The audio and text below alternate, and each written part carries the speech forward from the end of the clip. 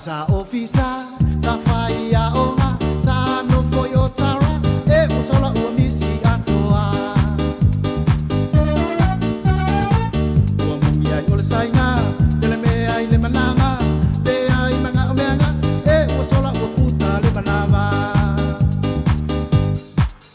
sola ai le tala mai honey ole ale poma sola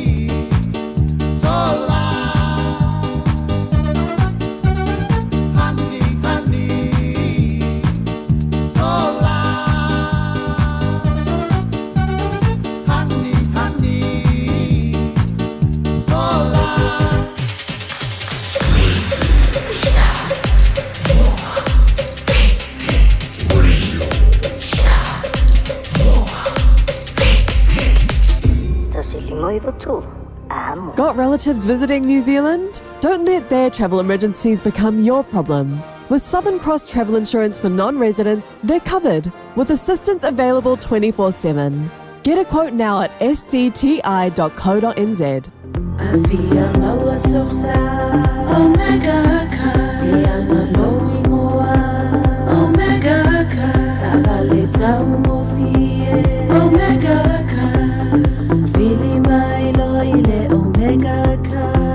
Omega Cars, lua selau Diabetes Drive i Manukau. Pole telefoni oiva lua fitu 5 tasi lua.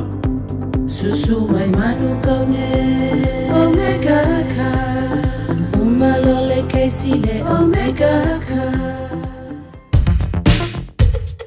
All I hear is Radio Samoa, Radio Samoa, Radio Samoa.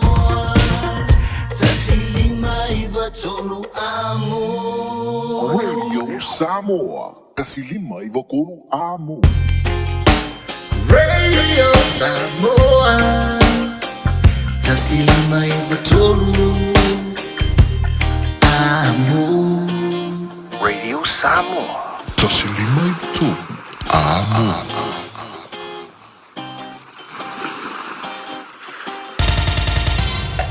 Usi mai alau whaafafonga. Telefon mai Samoa ya sa taitasi. Wa au mai amo oe ona o le langolango mai a le talofa voucher. Whatalofo ero tātou watunu u wheroa ina nei aso fau si mai alau whaafonga. O le whainga pāanga le pūlenga o le suawai e le maloma le kālesia Jesu Keriso le aupa ia o aso e ngatai. Wa mawhai ona whaatupea i le tau e sidia le lua se lau ono sutasi afe tā la. Le ngā luenga o le fausia o ni tāne te tele te wai le sua vai ma whaasoso atu, i ainga o le tū malo o whale alupo. O se tasi leo i tū malo whaapalota i lea vaenga o le motu tele i sala whai e whaale tonu, le sua vai. O le talaina o le ngā luenga na awai le minstao ngā luenga te tele ma whila wa inga, e au fiai ma le pūlenga o le sua vai, o le sui whai pule o le tū malo, ma sui o le kale sia sa ngā lurue whaatasi ma le pūlenga o le sua vai, ele whaatu peina o lea ngā ruenga tā ua. O tāne vai e whae ma whaiuna te wai le se furu a felita, fausia o whale tu wai ia tāne vai, fausia o le pā wai a whaata amilo le no whanga o ia tāne vai, whapipi ina o pā mu vai, fausia o solar panel, e mau aile le tise o lai pā mu vai, whapea le ta ina o fe paipa mo ai ngai se furu tolu ua fausia, i lalo lea ngā ruenga. O le matango fio le nei ati nai. Ua whaongai nai me tutia whanei ono pō. O lo mauai le ele tise. O le pamu vai, ua pamu vai le sua vai anga i utatu. Nai o tātou a inga o le mana fia maua sua vai.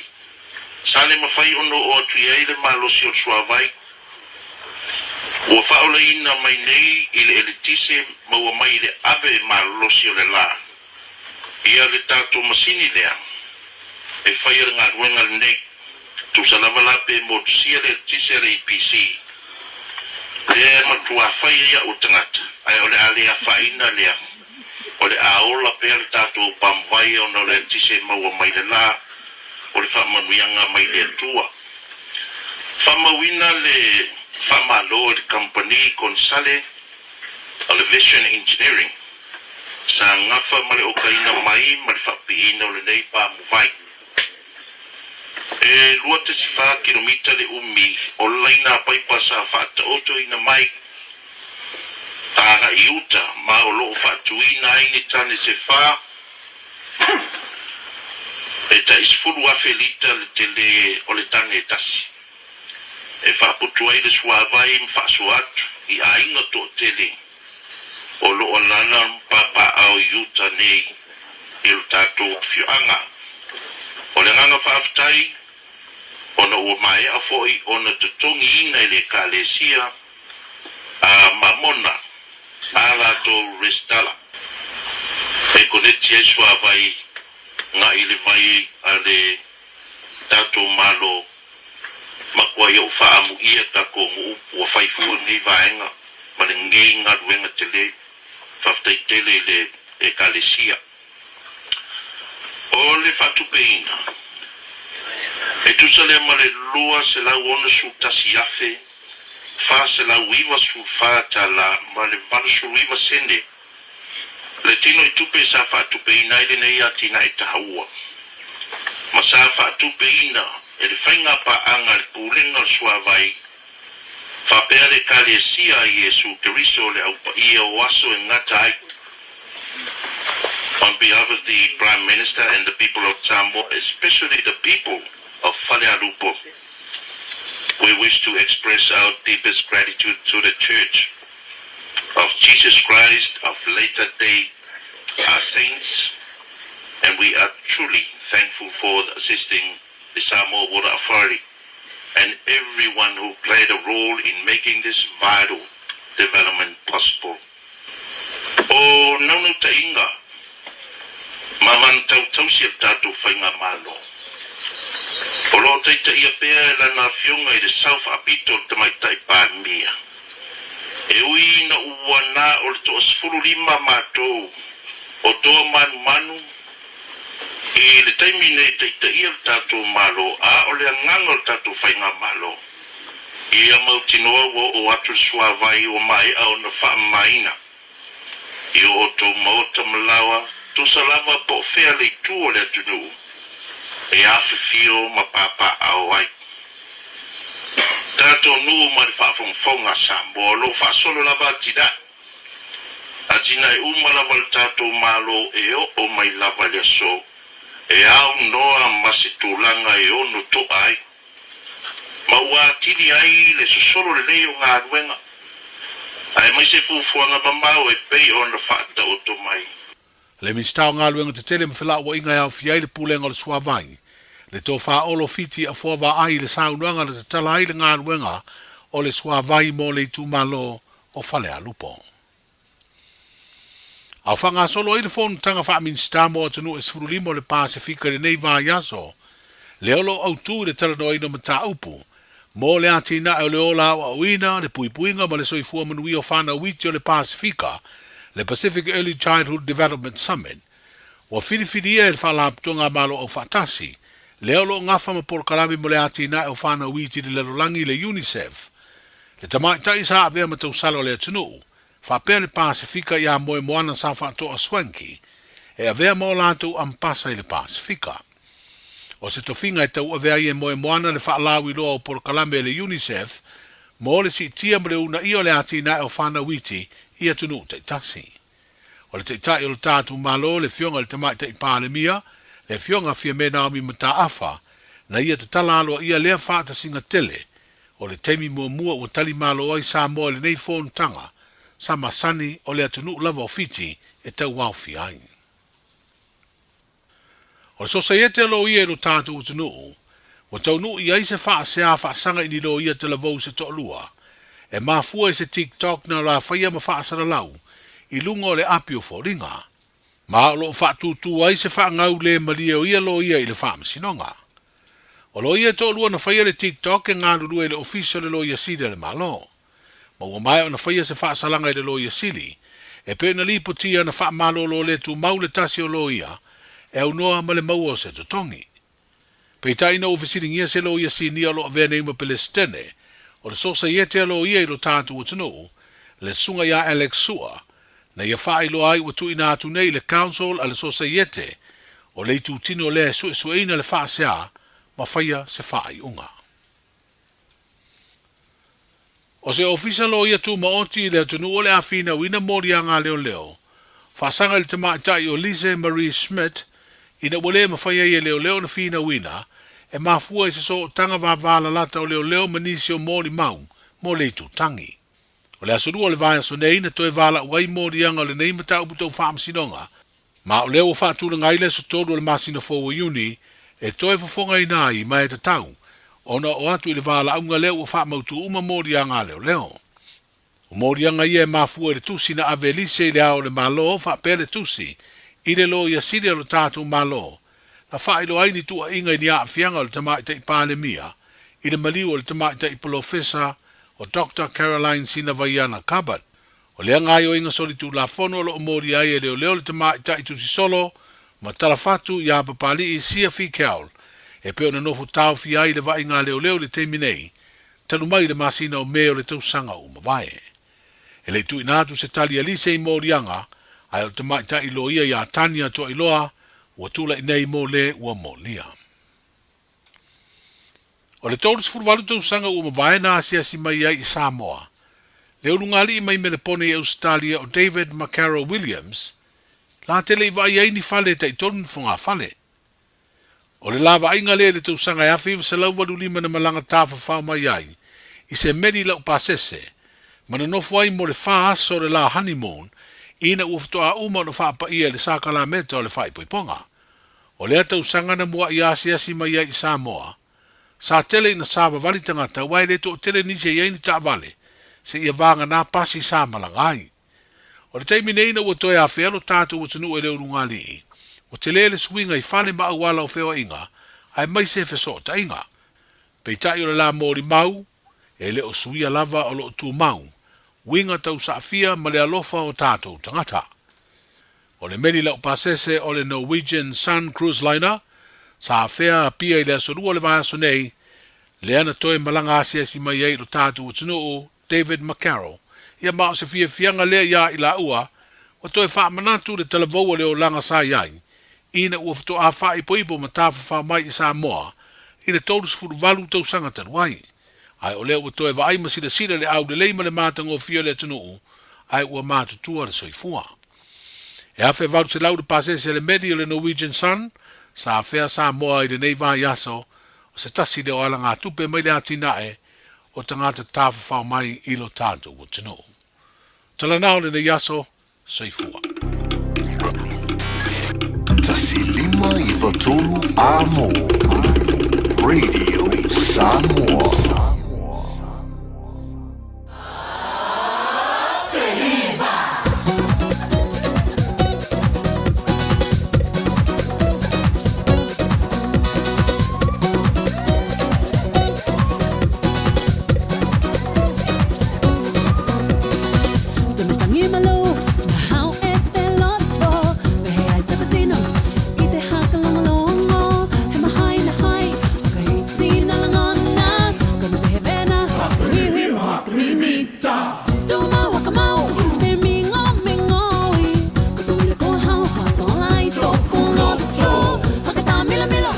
O te wha whelo i antu le wama le whalo alo i le wha whonga te po i le tātua te nuu le neiwanga le fiafi malo le ngā lue malo fo i le ala usu le nei tae au malo lu. Ea pei ona iei whi au mga luenga sa ala wha iei le tātua te nuu le tae au ana leila. Ina o taunu ma le tātua wholaunga i le o ngā to tono le neiwa yaso. Ea e ui lava fo i lana lama lama whae u le neiwa yaso au le tūlanga i le tau malo lu. Ea ua amata ona fia i tātou. Ia matulanga pe ona yeli suwingo le tau o le nei atunu. Ia pe ona yai. Lona winga la whaafiloi ma whaatalo whatu le tātou tunu. Malo le soifu maruia. Malo fo i le langi matafi. Malo fo i le wha malolosi. fe amanga wenga pe ona masani e tātou le ngata e tātou e la usu fe amanga wenga nisi foi o la toi fa penao na ngafa manai whanau te pereina ia o le whanau le aonga momoli faile la ngisi koe piki lea koe faile tina ia matulanga ki rofo ko ama wasinga malolonga ina ua mahe ata mafutanga o le afiafi ia o le tulanga pe ona masani e tātou ia woko masani le tautu maanga ia pe ona faile neia atunu e lava fo ina faingoa tai le sitemi ia e lo mana tumu bolunga sa ave pea lau fa mo moi sau whanau awa lavani tātou whatamala ia tātou whanau ia o le tātou whatu putunga olena mo le lumana i se i vanga na ili kamakiki e le songa ma le tino u le tau mawhainga o le aonga ma le nau matua ia o inala o le a riloa ai o le a le tau lau o lona wha moe moe whafonga le tātou tunu u le whasalawina o tātou tala mai Samoa ia pi ona yeile nei vaenga o le fiafi ia ma le tautua o le tau whautanga vaia tipi au tanga vaia ia pi ona yeile tātou tala mai Samoa i le amatanga o le vaiaso se i o mai le o ngata tonu o le nei vaiaso ma ua le tātou tala ia lua lo ia o ila ua nei e whaingaruenga le ofisa o le lo ia sili ia ua ave iei se whaasea ono le tūlanga o le TikTok a ngusafu le ngei meo le TikTok soli ia wo o ia tātou ngaruenga o whai iei TikTok ioi te lo i loa po iei se tūla fono te lo i loa pe iei se tūla fono wai le ngata ngaruenga e o whai ia kako o isi kemi ia kako e ke whaingaruenga wa e whaalonga kua e poring kakawha ai aku fo ia wasasa mai lau TikTok i o le mela ke ngaruei ia o te lo i loa la po iei se tūla fono le tātou o tenu e whaasaina ai le whai o lau TikTok a o e whea ngai mangaruenga talu ai nei fo ia le foina ave foia le faasea i tamaitai leo e tolua mantua tamaitai leo na le foisa faile la TikTok fo i le taimi o fia ngai mangaruenga ia le foisa ave foia te lo ilola po pesa fa malolo nisi mai ngaruenga alena umaua ia pe ia nasa a fia foia la ngaruenga i le kulanga lava ka o le TikTok o le mela le so ka fio la iso ia o le mela le a fa pete fa fonga mai tatou ia Samoa faitete lunga lue e disco mai lunga lau TikTok o le wa afia ita mai ta ile to lua a afia i malo ye to lua ia ai fainga ruenga uma ila ua ile official le lo ye silly ia no winga la o se o ngata ua tele mo ila to lo fenga mga le ngata nga ruenga le malo ai fa pitola fo inga ruenga le malo ia o kelo ilo la ye pisingis ia pe ye se tu la fono fa pe ia kusalava pe ia pe le ye se ku na fongo ia kauka fio lo fia lue le kai mo ngaruenga ri ia lang ku langa le ngai ia afia ia tato ngaruenga ia o lo lue inga ma afia ko malau ngaruenga ia o lo siva mai ngai le kako TikTok ai ongo sai lo fia siva le kako TikTok se ia mai ngaruenga ia ngai alu lo ki siva ko fale pe mai alo ngaruenga e alu ki siva i sisi o nga la lo langi o la kala ku ia ia watu langa la nai e ke siva mai ia ngai lau TikTok ia aya afiai lau ngaruenga pe ona ye ia nai tala le o fonga ile tanto tenu ile nei fo vanga ole fiafi ia o se tulanga fo le fa manatu mo tato ia wole longa se me ia fa pe na tenga luenga malo fa itete tato ele wi for TikTok le ngai fa ka wisi vai moar ko inga mare lo maku iyo ia ngala wa afia manga luenga kalu ele ka fia o lau lue dewe yo stop yo lue pe afa pe ngake fenga mau ngaluenga sei u mau ngaluenga ngapule ale o ele me fia ko so o ai o vai o lima o lo ulu o lo kingo ia le ke saunga le mu al fia ko fa solo le o vai mo lima le te fia ngai mangaluenga o le unga la le na o le fa malo lo ka ko mai ngaluenga iyo ia le tato proclamena pe o de ele de vanga la fiafi ya male tautua le radio Samoa se fulu lima iwa tau amna mai lo wasu manu ia lo wasu sa e usu fia pe sa e usu ngai se me fa a ko ulu lo ma fau ia pe sa e usu fa ali sa e usu fia ula vale i le ngaruenga ya fa mo na sa e fia le te me te usu e fainga tale alu sur kai awari io kalo fa so mai le faingo fia le kungungi ia masangi aka ko mo fa mai ku ngi ka fele susu mari meri ale ai e o vaku sa o e kafe le isu e rengi o kafe fo e su le ko le ropo fe me o kafe nga me ai kai lo ya a fa pe nga wa e lo si la fia me e lo le me nga kafe le su male me longo mai io ka ke fia la ko fo ka ke ko fo nga su ke fia ke ronga kamo asiava Antonio Tupea e lo le mena kafe le su e ala lai tatou se atu se vai le tatou talo le tau le nei afia fise mai fanga solo le o tatou e vanga musika su fifiloi ala Radio Samoa se fululima iva tolu amo le nei afia fi ya male manatu mo walunga sa solo ngalelei au fe au ma unga ruenga ile o ngato tonu ole nei vai so talo tau fatalo tala nei le tau mo le so mele aso atai au po au kilani nei wigo le tau mo le so e au ole nei aso e ai nei timo to ulu mai ono mamafa mai timunga ile au uli e angi mai savili mai matu fa solo ina angi mali mai sifo ile nei aso vevela fa mawina mo le so e luas fulu tikeri male malulu e se fulu fati keri ole angoto i fule lai le afia na nei ile ono minute te ai le tu lai ono mo le aso atai au ole ale lei mai wingo le tau se ivanga na ai na iau e ufitia le langi i le tai au mai savili mai sifo fa solo inangi mai saute vevela fa mawina mo le aso atai au e luas fulu tikeri male malu luas fulu tasi tikeri ole au soa ele lai le toi luas fulu minute i le tu lai fitu ma ole angoto ifo i le fa minute te ai le tu lai ono i le afia tai au lau tala nau le tau mo le so mo le aso atai au Tala no le tau mo tātou le nei vanga le fiafi e pe on reportia mai ia elisio le tātou o whingaluenga reportia mai le ofisa vai tai au kilani. Sa uni sa whaika malanga mo le tātou tenu o Samoa. Tūlanga wha le tonu le tūlanga le tau mo Samoa le nei fiafi.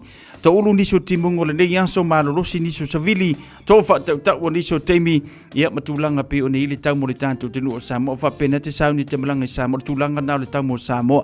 Lona ma vevela whaturangai na mo tātou luas furu maravalu tikiri ia pe o na iei luas furu marafalo na mawalalo tūlanga lana pe o na iei tātou le nei fuivanga la fiafi pe awha pe na sauni sau whainga malanga mo le tātou tenu o Samoa au whango ngota wa oula pata ia o tau ko ke oi whaleia ma oi le supermarket whakau mai e sau angai o sau fee ia po sau ruia ia po sau kui po sau osta po sau maso ai wa kia sami ke wa e whale tonu tole sami whai o le maruru o le tau ia ma maroro singalu ia ele au ngā se whangota la whai mai si vanga le langi le leile ngate whalo le tātou tenu ka leno le whainga whaiva langi le leile so tai au aso whareile ia male aso safa nga solo na te whaunga vai aso si ia pa ia le aso lua o le vai aso a sau ngata i whale au kilani la whapenana su te tui mai i le afo le lima i le vavao na le la mou mari atu i le luas furu lima minute te ai le tu le lima i le fiafio le so whanga solo mele ngata i whale au kilani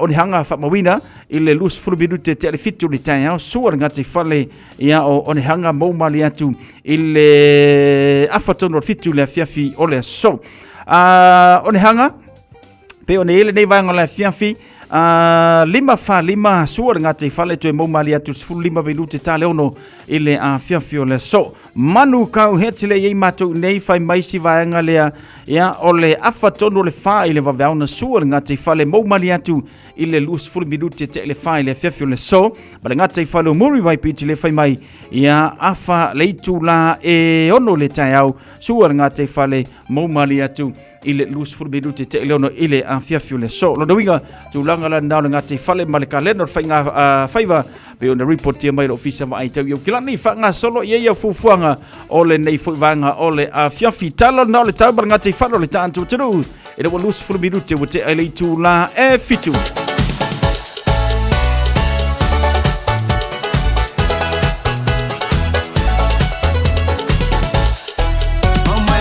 Ole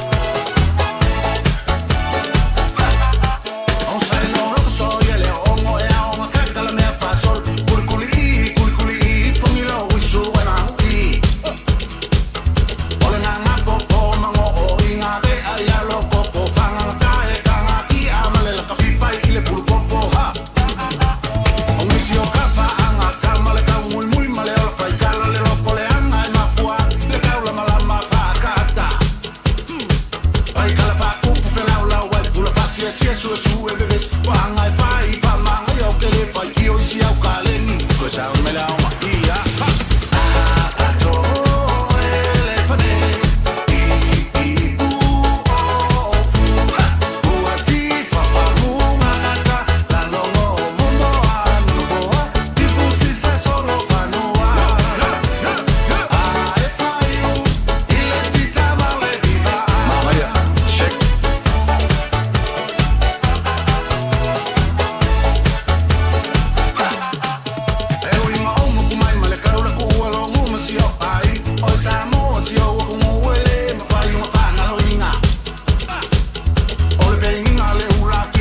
Samoa e loko la fau ke le ke ulima e ke ulo faku si oka kofi nei vale kulima Tiko ia inga wale ma uofo e pei ua ufia ele ke vol A mea fo i langa vale fia mai fasu soso E nga ole le wang e lava ma oso mange ke unga a ole liso A ole ai ma kau kala so o fa pasi fisi ma le fanga uso Fasau mai kua ia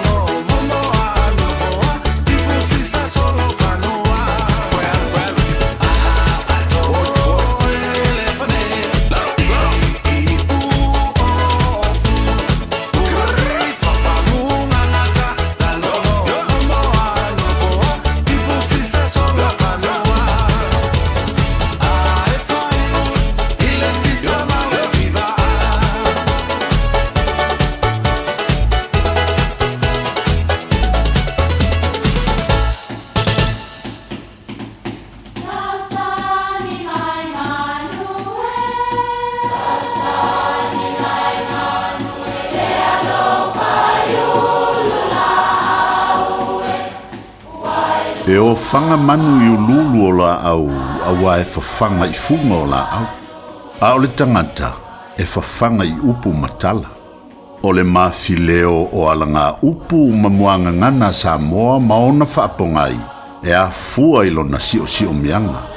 O lona lea sao I le whaatufunganga o le iloa whaale aso, mai le tautua se ia o ina pule. O alanga upu mamuanga ngana, ua lanto mamanuina le tō whamanino a Samoa, mana tua fo'i, e tāo fitau muli le atunu. Ia o ngatasi le natu malesi anga. O le natu malesi anga, o la au mango e lua, e olo whaatasi ia vevela e tupu ai le afi. O le natu o le fasi la aula I titi, e fisi fua I le lautele, po le lauiti o le fisinga o le si anga. Lea o lo whaata oto I lalo. O na fisi lea o sina vaenga o le la auta oto po o le si anga, ia whetaui ma le mata o le natu. O na olo lea pe si olo lea o le natu se ia o ina vevela, ma va ai loa wasu ma a mata loa le afi. A le whetaui le mata o le natu ma le si anga, e le mawhai o na maua se afi. E masani o na si o afi, ia mo fua fo ia ua mango lele. Ia o le tangata ua masani le si o afi, na o le valua na ia na olo a e pupusa mai le afi. O ina fo ia mauti no ai, e malala ola le la au o le si anga. Ma maua ai loa le alanga upu le nei, o upu e fau tua ai. A ua fai ma a mata se mea, fai ia ato atoa o na lelei. O le tanto o langa le nei e le aise isi e tū wha maunga. Wha toa ato atoa mea uma, pe a tauto o luaina e le atua lo tau soifua ma lo uola. E winga tutusa le upu le nei ma le isi upu, e fai I tau alonga tautai, ia o ngatasi le futia ma le umele. Ia le manu Samoae, se antu fantasi lo tau I loa I le ta'alonga, ma lo tau loto nu, tali tonu mai, o le a manuia tātou le ipu o le lalulangi lea o le a sauni atu iai. Ia o ngatasi le natu ma le si anga. Ia manuia lau whasaunga le nei atu. Radio Samoa. Taslima Ivatolu. Amo. O le sunga ia asiava atonia tui pea ia male tanto por kalambele na pe ona yeile nei vaenga le afiafi. Mau fa samomoni ia pe ona yeile tanto por kalambe male tautua sunga ia asiava. Fa loina male tu fa tasi o le tanto por kalambele na ia wa lava fa fonga mai o le tanto tinu a maise lava ia aloma tupulanga tala vau ila tu fa penana fia ia ile tu manga fa Samoa le ngata fo ilea o le o ina o le ngana Samoa male alanga nuu Samoa ia pe ona ye tona sunga ia asiava Antonia Tupea pe ona ye le tanto por kalambele na aso ata o le sio fa popongo le tanto por kalambele na o wangi emisia tau tele nei vaanga le na ia ai se por kalame o misima ia te mfai ona te view tanto por kalame ia radio Samoa ia soma na ia tato maufa Samoa moni na molo sila fia Luas fulvano minute o telefitu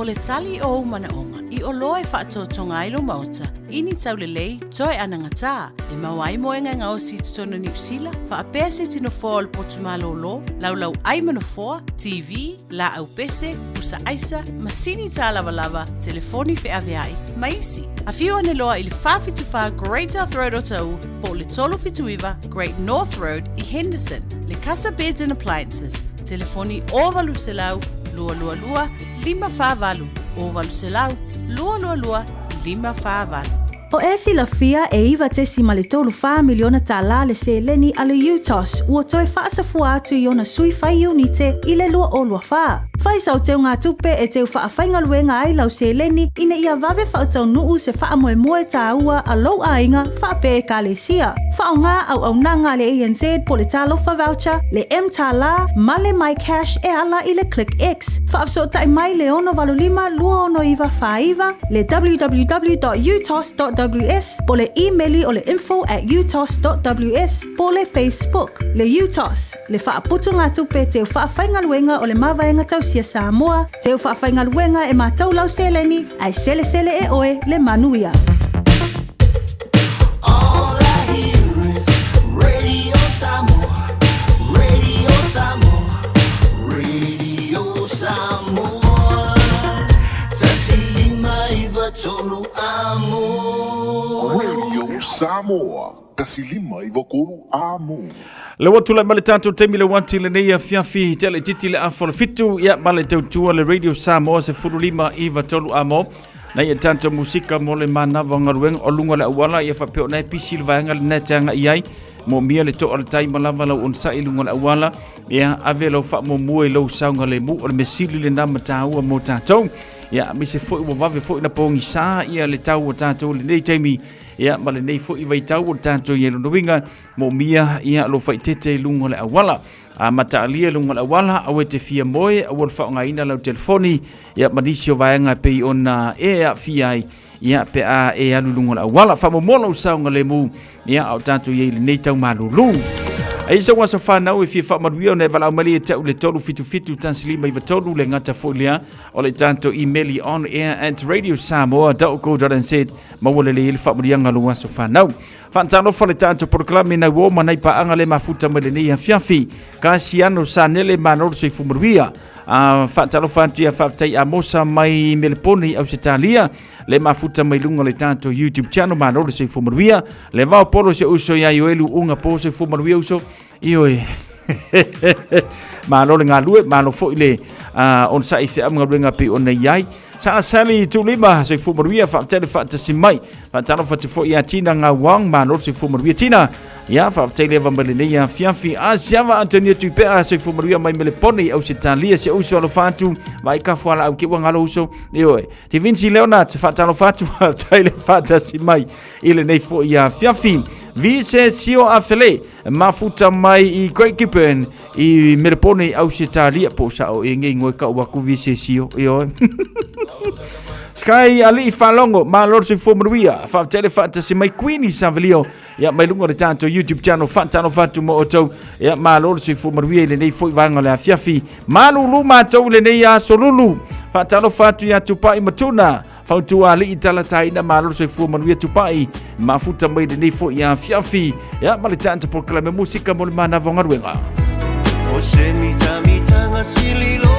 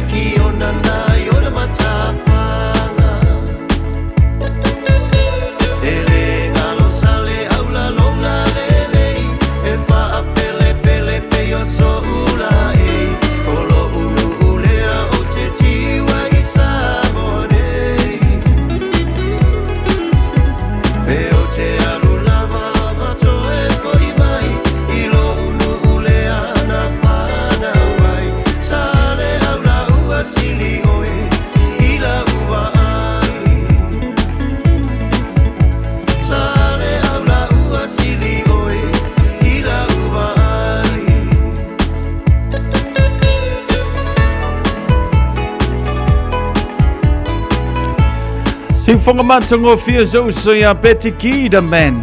Ya ma vivi inga le nao le afio anga o sale aula. Ya pe na ye tato musika. Ya mole mana vonga luengo le nei fuivanga le fiofi. Ya fa penana wolo fate mo ilanto umala vo fa fonga mai. I lunga lau ta vale tono lo fa fonga luenga lunga lau TV po fe level minga ke va mai fa talo fatu ile nei fuivanga le fiofi los fu minuto na talo le vale.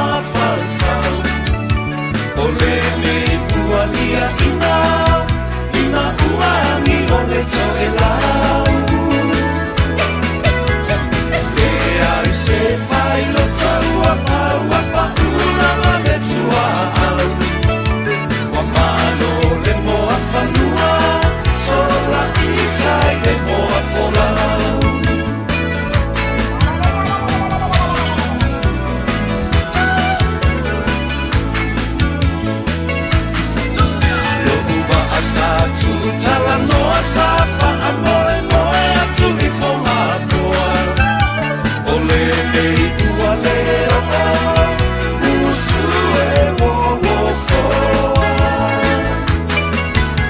Ne moli nai a poli maula ua emo mai fa anoa noa Ola uma atai mane Ua avea fo I se fai koloa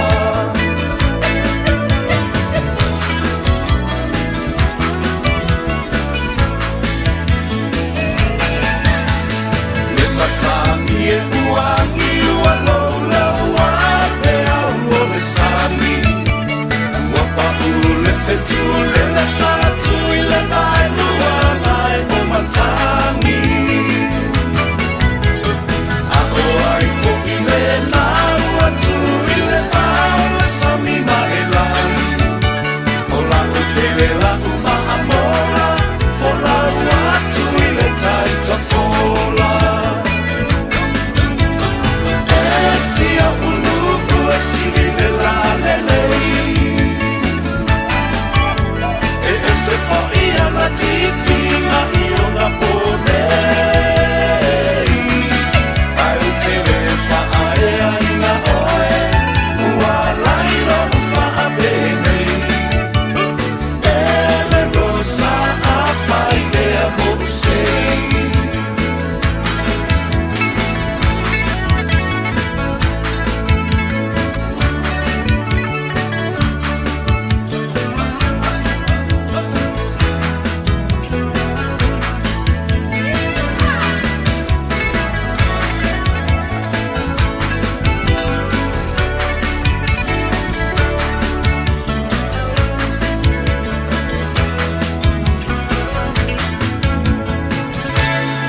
Nai whawhiwhianga so whiwhloi o le nei whaiwanga le whiawhi male tautua le radio Samoa se furulima I watolu amo.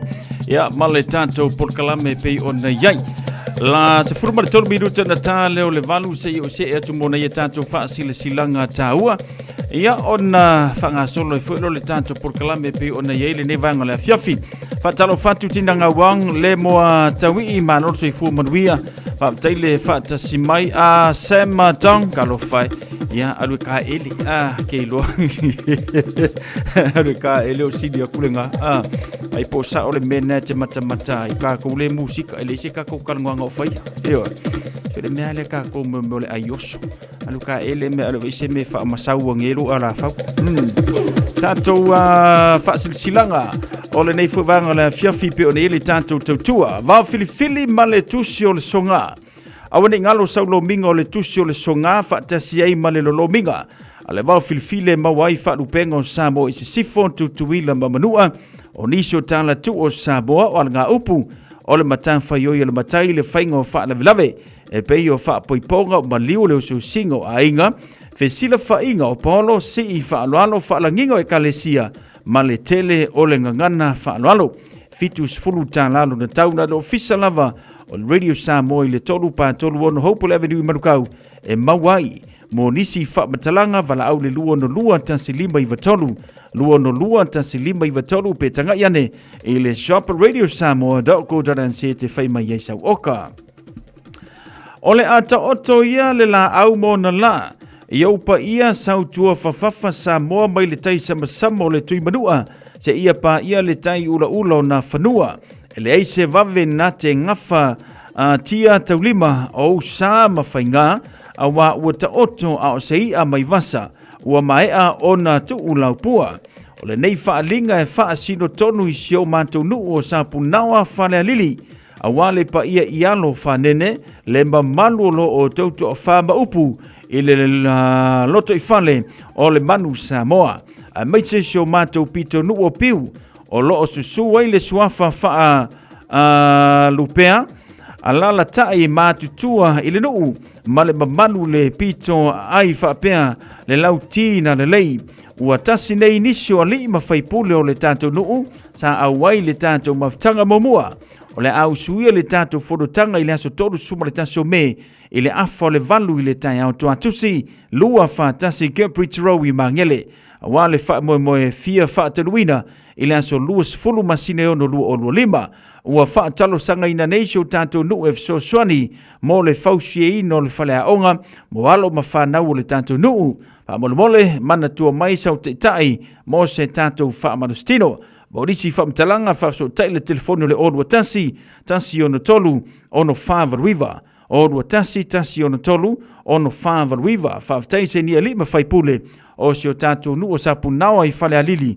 le tatu fa sila silanga lena ile nei fo ia fiafi le se tatu fa sila silanga le dei mafutanga alo matama fanau o le lua i lao le tala le lei meto tisi sa longa i sa le longa e fa manatu antu le tanto furutanga ile aso tona nei aso se formula fitu o melu o lima le tu la tolu ile afiafi ole a faia le no fanga masani luas formula tolu frankly rowi otara fa manatu atu fo ile tanto la fonga mole nei masina monisi o le tanto nu fatu a mawale nei fa silanga fa mole su watu ele nei aso tanto fa soma tala noa a wafu fuanga ua taatia. Monisi fa matalanga fa so tai mai ile tatu telefoni nei revenesione tautua ile o lua tasi fitu lima fa lua o lua tasi fitu lima fa lua po wangu tutia lua manuvai aso ile o lua tasi o lua fitu o valu fa no fitu o lua tasi o lua fitu o valu fa no fitu tanto fero ia ile naso ile anga lei male lofo le li fa fitai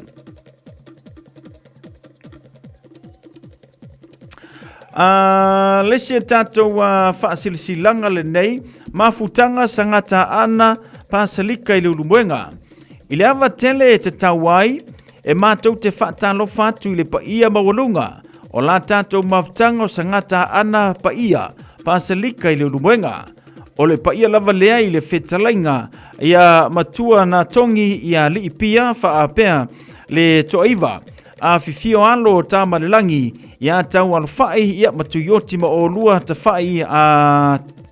tafai ia ma umanga ma tasese maliu mai oele lumwenga o le tumua e fa silisila tuaila tatou fodutanga e pei ona masaniai a maise o li fufuanga mola tanto fa moe lumana nei e pei ona au mai ele tusi mai Samoa ona o le lato malu ua fia fa le leia aso to na nei se fulu ma fitu melu o lima ile town se fulu ma le lua ile wauli no fanga masani se fulu ma le fa o tara rowi o tara lava fa moe tanto fero ia ile na aso ile lofo le tua fa ia ma le fa lalo tele lava a fionga pa tele Mikaele alipia Edaman a fionga le tai fono ma le laulau o lo sainia le tanto fasile silanga le naso i fua.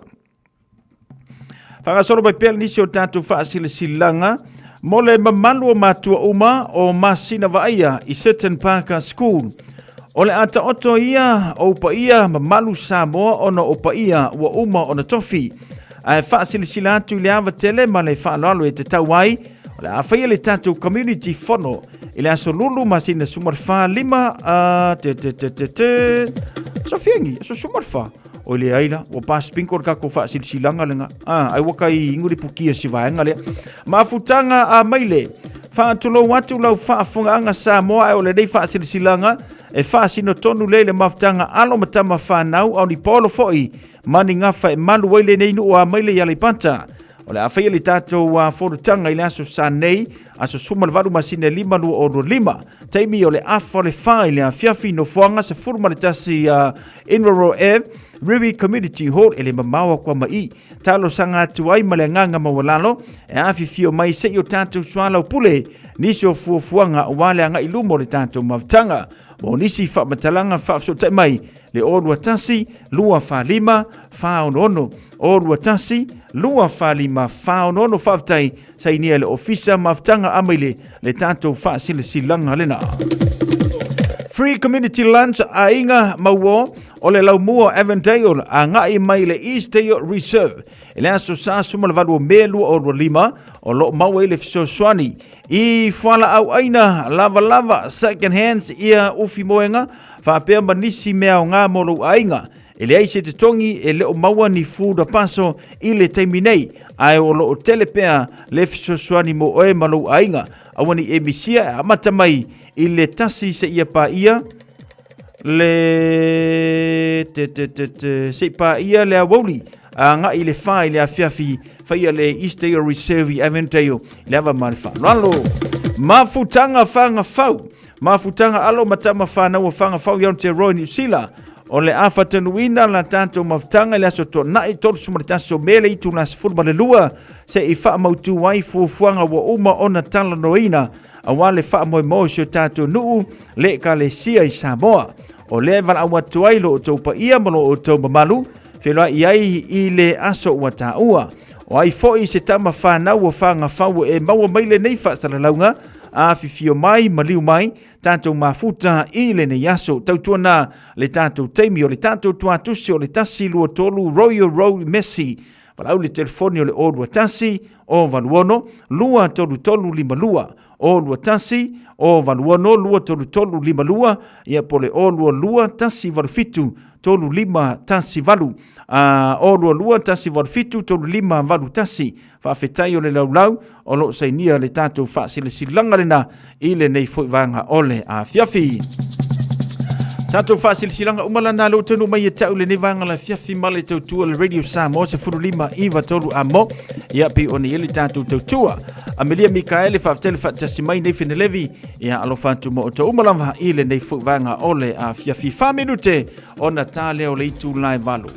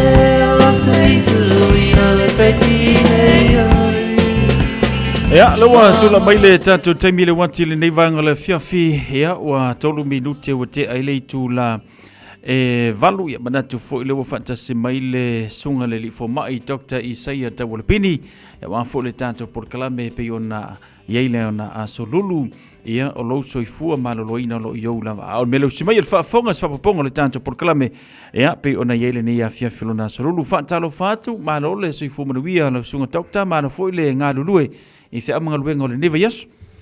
Ya, so I for maria vo lau sunga sau ma lo lava tau tua ma tsavela le tunu na o a fu lau tu ne yaso ma lo fa tai fa talo fa tu fu le pa yama malu le tunu mfenta to ma futa ne tu la fiafi. I tuali in fa launga me se fu tu asinsina ta po me mata malawa. Ya, ma so se si lava mfenta tu filwa in fiafi. Vi ele tua fo I pele vi inga mal fafte tio tel tonu o mo pele so I fu lau le ya tu tato uma ia lo mfen tato ma futa I fu ni tu la fiafi ia wo fa si malulu fo ma to ni sila nei au kilani mai o fai pe malu tai fu ni temi ma o sui mele tau tu tau malulu I te mana tua I fu le mafan fano Samoa ia au le ise me o vasa ala faina Di ele tua ne tu lau tatu te wherua e fut proklame nei. O lo soi fua maloloina, o lo o iou lava au. Ia, o mwhaina watu nei proklame, I le fsosohani malosi, ale tatu leiti o nei le Radio Samoa. Ia, wa lua ilo male Peter Drive Doctors and Community Trust, I maangele, ia, wha pefo I male kliniki I Manrewa. Te leo le klinik le lua klinis o I Manrewa taftafa, o I Manrewa, I le menai le public health le public library o le clinic le I Mangele town center I tafta McDonald tua tono tua le bus stop o le community section la le sit pitol nuuna o Mangele I le velatla sem le valele ai faftau tatu fo niaso tonu mana tua nisi tatu talanoana fu lava aso I lua vasta loisa tatu noa I ngasele o le sela ia pole mai fa folinga fo sela lena na fa wela utala e mai fa folinga o le sela ia ai le sela mo na ai au le se lo la tatu mta opone ia so e aona fa mnata tune pe le malo la tnu I au kile nei a me se au kile nei ma au nu sila to o lo fa nga solo pe tatu tu pui terminei tau tua na o tui le pui o le fulu le te tau na fai le anga tau malulu te tele flu e o fa tasia mal covid e te watu ama fesile e fai malau tui le covid e fai fa tas ya mai se la tatu e fai fuor tatu tui ya fesile e to fo mai e fai ana fai fa tonu fai e mana e fai tui e lean e vili I le clinic na te listalai. Ina ia saunia le mea whaatau na ole ruatua e le umena e whaatali e wala umala te ala tue whai. La ngā e ala tuwa fua se e mea tā pena. Ia pe te ala tuwa ele e ni vai la. Ia po mea whapena e tau tā pena. Iai, ia le clinic a tau tana tui al flu le tuli atu e whai. Ia mala COVID e whaina whai. Ia tui umau tamaiti na e wotou silafia. Longo atu I pēr le malu tautua nātu le whaotu e whanau e matu I fulu mea umana ki le COVID e whai uma e whesile clinics I mwhapena o na ngai e luma I tātou fōwhanga. Ai o le awhiawhi nei ia e tele mata opue o lo whatulanga I le kalena ni isi nei me tau health tele mata opo o lo tu si e mol masin nei ia e lete tein lava na te mi venta tano wana na te lua vasum tatu whira ia awo manatu na lawa umanta tano tulanga tau le sela ia ngase a furu me whapena e so tai uma mal sela me ta atele ia au te manatu ola atlaso ne ola tano lai me tau ngase e atangia mel tulanga le manawa ta o po ngase I le vaenga le wha ngā solo ia mea tau sami Langa e fo le tui o tamaiti na e whai le tui pui tamaiti. Le meta o le rotavirus. Ia nafu e whai tui wha ngasolo tamaiti. I le virus le langa o tamaiti e whai si dangerous ke le pe a maua le manawa tā. I le virusinga. Ia e ono lamatia e so i fua tamaiti. Ia au anatu. Au tautele i au ili letula i ngase e se wai le tasi ngase o le te leo ngase e sauele manawa tā. Ai lea na manino fo le malotu i tōtonga ma vaenga le tino o lo whapea o na mafua mai ma amatamale tūlanga tau manawa tā me le tau whapalangi o le gastrointestinal system ia o le tūlanga lea teimi o mea tau sami ia ma ruatu tonu ma whapea o na vili nai ia ma ese mele le whaonga tino ia aelu ese uma mea le mana o mia tauna ave ese martino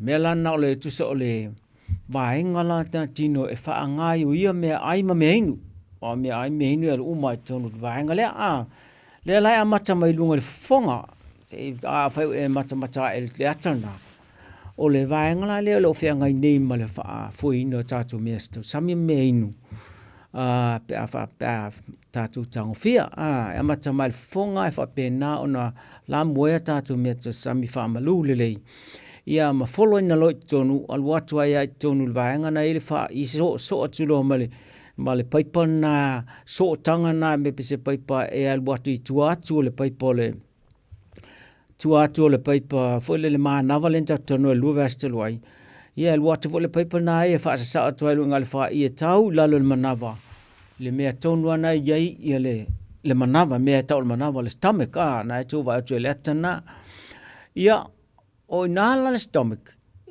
o ina vili elan me to sami main ta vili ina o fa pena ona fa popo ti e to tonga nai tau tafane ia mo sua ma me to inga me se la vatu tonu mo le fa ta vilinga la o me to sami ina ia fa pe ona maua mea le le ma o nga la mai me to sami main ia miti ia tonu tino ia ai fa nga solo pe lalo ia me le mana mia tafane la o le manava o lo ia le totonga le ate na le tu tau matau i le tonu mai o yes na e ta tia ina i le ate o le ate na sa foi si sua awala le fa nga i nga o me tau sami me ni el wat de witon manava le fa ta vili ai e pipi fata se na male le sto tonga la titina pi e la lo fo o le ate o le leva ye to tonga ta o le gallbladder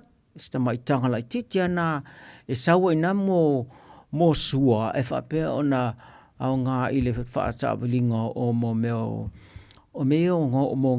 nga o fo le nga o le mana o mia mo tino ia me na tasina suia nga tas tamai to tonga na pi fa tasimale ate e sa wesu wala le vilinga me to samile tono mlanava ai tafane malalo la titi to ale manava ile vaanga tonu na la so to mal manava ai male tamai to tonga le ta ole ate pili le fa Samoa tele lo pla mo fa ngol ne tamai to tonga fa pe eta ole pili ai pe langai lau mi umile tamai to tonga le e ta ula le penguin fa palang ia le to tonga e na la titi le tele o sua le leina sa o ina awala le fa ta valinga le me to sami e faila le tele o sua na sa o ina mol fa ta valinga me o me to sami le fa sa o ina mal protein fa pito le to fa fonso ta u e sa o ina le protein le fa me le tipili le protein le ta o le insulin le protein fa pitola na o le tele na mai suka tanga ta pe ale to le sa le protein na po le ai fa se protein na me la na le ngana to tonga na le ngato sua mole fa nga so longa por fa nga inyo me to samila o vili ia ai mo mai fo le protein fa pitona a wala le fa fo no o suka ta to ia mai suka na e me la fa le tona protein na ma sa mal pancreas i se so atu lola mal manava o mo lola nga luenga na vili pe amale pe a male ai lua tu la o vili pe ia me te sami tū manava. Wa pe o na tui titi e mea li ma mea ele a ngā. Ia o na whaasolo tulola i lesi vai ngā mua lana o le tau whale. Mea la ngā ka o le deodorant. Le tusala matanga na o tau whale. Umatulola puta so atuloa. Na o inana pi sau mai so tanga na mai le ate o le gallbladder ia ma le pancreas ngai sa o mai sua e tonu ina so tanga na e wha wo pela ia le vidinga le me o nisi o me to sami wo tu ina ia ma fa pena na vai lu esme nga ia miti ia lo tonu tino wisi la vai ngai le atolo le nga le mana mia ia na wha solo atuala ilalo ile tau whale atoa i wai ta it whaisi umiole o le ta milonga lana tau whale titi mea la ta o le small intestine tau whale titi na e whaisi umi a e whe pio a isola i tuni na ia ale whe pio inga na le teimea na o lae miti ia mea sa melelei sa matavili mai lunga le manawa miti ia a e wha solo pia i lalo vai ngai le mana o mea o ina fo le vaenga na ole tau whale wha pena fo la ana miti ia ma le vai sua vai e mena o mia le tino na matana miti la tonu toto wha pena ana wha apopoi sang wha apoi le vai tonu le tino ia e o atu le pi le pito le muli a le vaenga muli a le ole tau whale la titi la lea ia se so atu loa ma le pi tanga loa o le tau whale i titi lea anga i le tau whale la po le large intestine. Large intestine na la e pi e whaalava mai le si tūna le tū tau ma tau sau lunga te whaalava mai na le tū tau e aluanga ilang vale te whaalava mai na ilang vale sau anga ilalo. Le vaenga tonu ana e tau le large intestine o ina whala lau whaasolo atuala ia me umayan tawili mai lunga. Ia la o whaanga solo o la e whaanga solo le miti o me mana o mia. Ia e wha solo pe i lalo vaenga le mana o mia. Ia ma pena na o ato le whaiunga na lo atalo le i lalo i le vaenga e tau ilo na vese le tau te tula i ilo mo le whalese se tulo. O ina la e vese lo ia vaenga e umana vili ai le mana o mia le tino. Mai ale leila na whaanga solo i le ngā yoinga le ale vaenga le totonga le ngatala na maua uma me tona mo tino ia aile tupula se mele o diarrhea ele pua i foi la wa pua ila no inga wa te ngia mai me to samina i tona manava o tu sawa na ilunga em fa pena on sai fafu ia a fa pe fa le tonu me tona na il manava ia e te la na mawala mena wa so ona watu lola ia so ona vast al watu le o meta samilalo male vai me o le to miti el tino ana watu malu do fafu le ta te ma sanel tulanga le o le manava tata ya melana o ta o mene ina ia manilo le i vai nga o to tino la le fa pe ona fa nga yeta to meta sami ya maono ma formula diarrhea Patuli o i foi vaenga i to tonga nei tau whale leo tau le vā tonua le tau whale titi ma le tau whale lapo le nāri so tangana nai pipi ma le tamai me pesi tamai siu se tulo o le mea lana e tau le petnis nei tu whalonga so a oso le mea na e fula amatua e whata tope ale whainga o tau tonga wa a oso le mea na o le anga tele ia e ono ona la matia se fu pe atoi na fai walanga pa lo ino o tules tu langa leanga ia mela na mo ta o mena ina ia mana malama i ni to tonga fengo fena mama lama ina mena ina tupune ngase ma sau pe le manava ta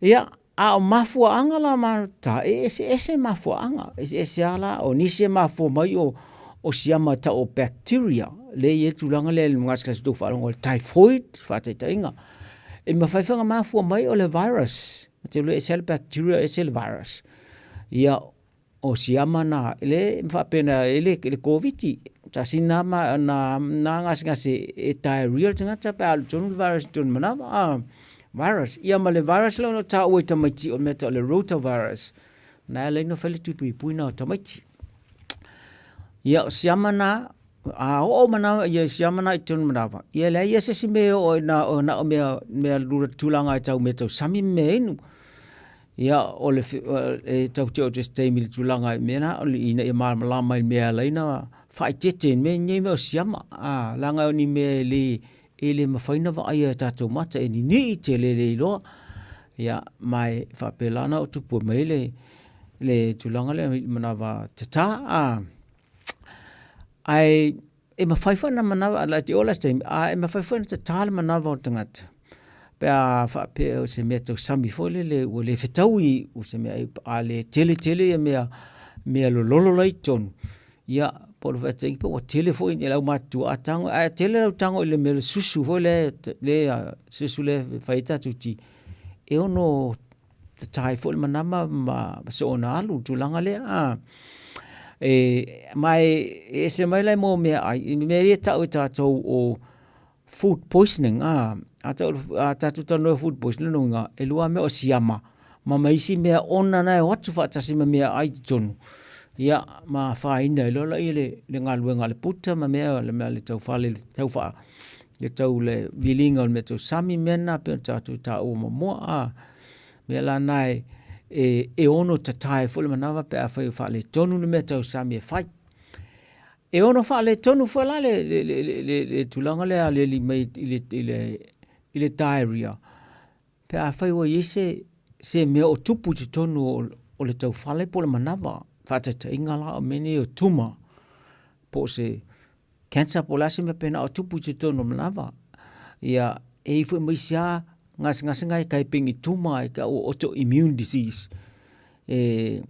fa mai fa fonga ini se ta ola ulcerative colitis ia Crohn's o tele ani sila mo wai e tupu tono o tau fale mamanawa ia ona atangia mele fa pena ta esari to ta mana vai le masani ia ma fa pena la ia no ali me fo il tulanga le tal manava ia ma isilo me on ta mana o mo vai la au ia po me a poison e ono inu mia tangata ia al fa ta inga ita to fo i to fa fonga so ia le mele le tulanga le i pe ai nu se me se vai la au pe se po le inu fo ia wa inu le tulanga fo wa ita ia ai fa le tonu le manava ia ma tulanga poison ia ma fa ai nei le o le tulanga na sa ta tal manava ia ma alu fa ta sima le po ai o le si me ono te tai manava o fa la au ia fa nga ta toi mo o tonga fitinga me se pe ai se ia pe inu fo i tulang fo le so ona inu ai le te tau na inu e ia mo fa la antibiotic mo fa la antibiotic fa la nga tele ai ale le na inu ale sa on fight ni nga e ona te tai manava me la na tele na fauci na ia isi ngas ngaseta e ai mo moinoi langa inu ele e upset tele manava ia mo mena ale saulunga saulalo te tail manava fa pena pe ona i mafuanga nai e ali atangia mai ole tulanga le te tal manava lelei ia o unga masani ala tal manava e na auto mai tau so tulanga le wa tulai so la ile tulanga wa vai wa na vai se tulo ia le alu le manava ia e mo fa pe ini na i mea tau malo ai tele ile vai mai ono filongia fo filongia lo ia wa o tunga la wa isi mea le anga tele ton e masani asa usi temi wa po wa huli tele foi se tulo me le tau fa le fa fo mai le malina e huli ai pese e vai a fo le fa pena timina te le mo te le tu pe fa pe alsa tonu e vai sa fa pena le lanu luli me le fa mau ia e o fa tasiala le tal manava mo la tupu me vole falongo mo tua ti nga le manava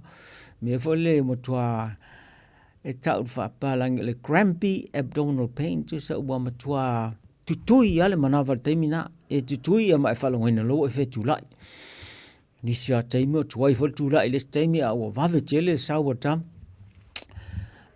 taimi la na la ua matua i lolomi mai e tonu le manava ma i mal tau fale i le tulanga le o fia mai fafo le vaenga le fia fatea mai fafo me la na le tau te tula e vave le fale ese tulanga le se tulo ia al taimi na la ua po fau po puha i fo al taimi na pe fa o se me tau la lata i lunga le manava la e fa le tonu fa umi la tulanga ia e vave a nga le tino na e man tu la tau te ma tau le tu sa mo ta tau mo ma timne tu la iso ia ele e fa long tua i va vai e eva ia tino ia o temina o mafo mai wele ngate le vai ma me mala ya ye me iti lai tonu alu fa tasi ma tua me minerale Melna e matua e tau tele moritino ia e vave tena e falong ina le vai ia e o fa taselo le vai o tino manga lemu maingo ia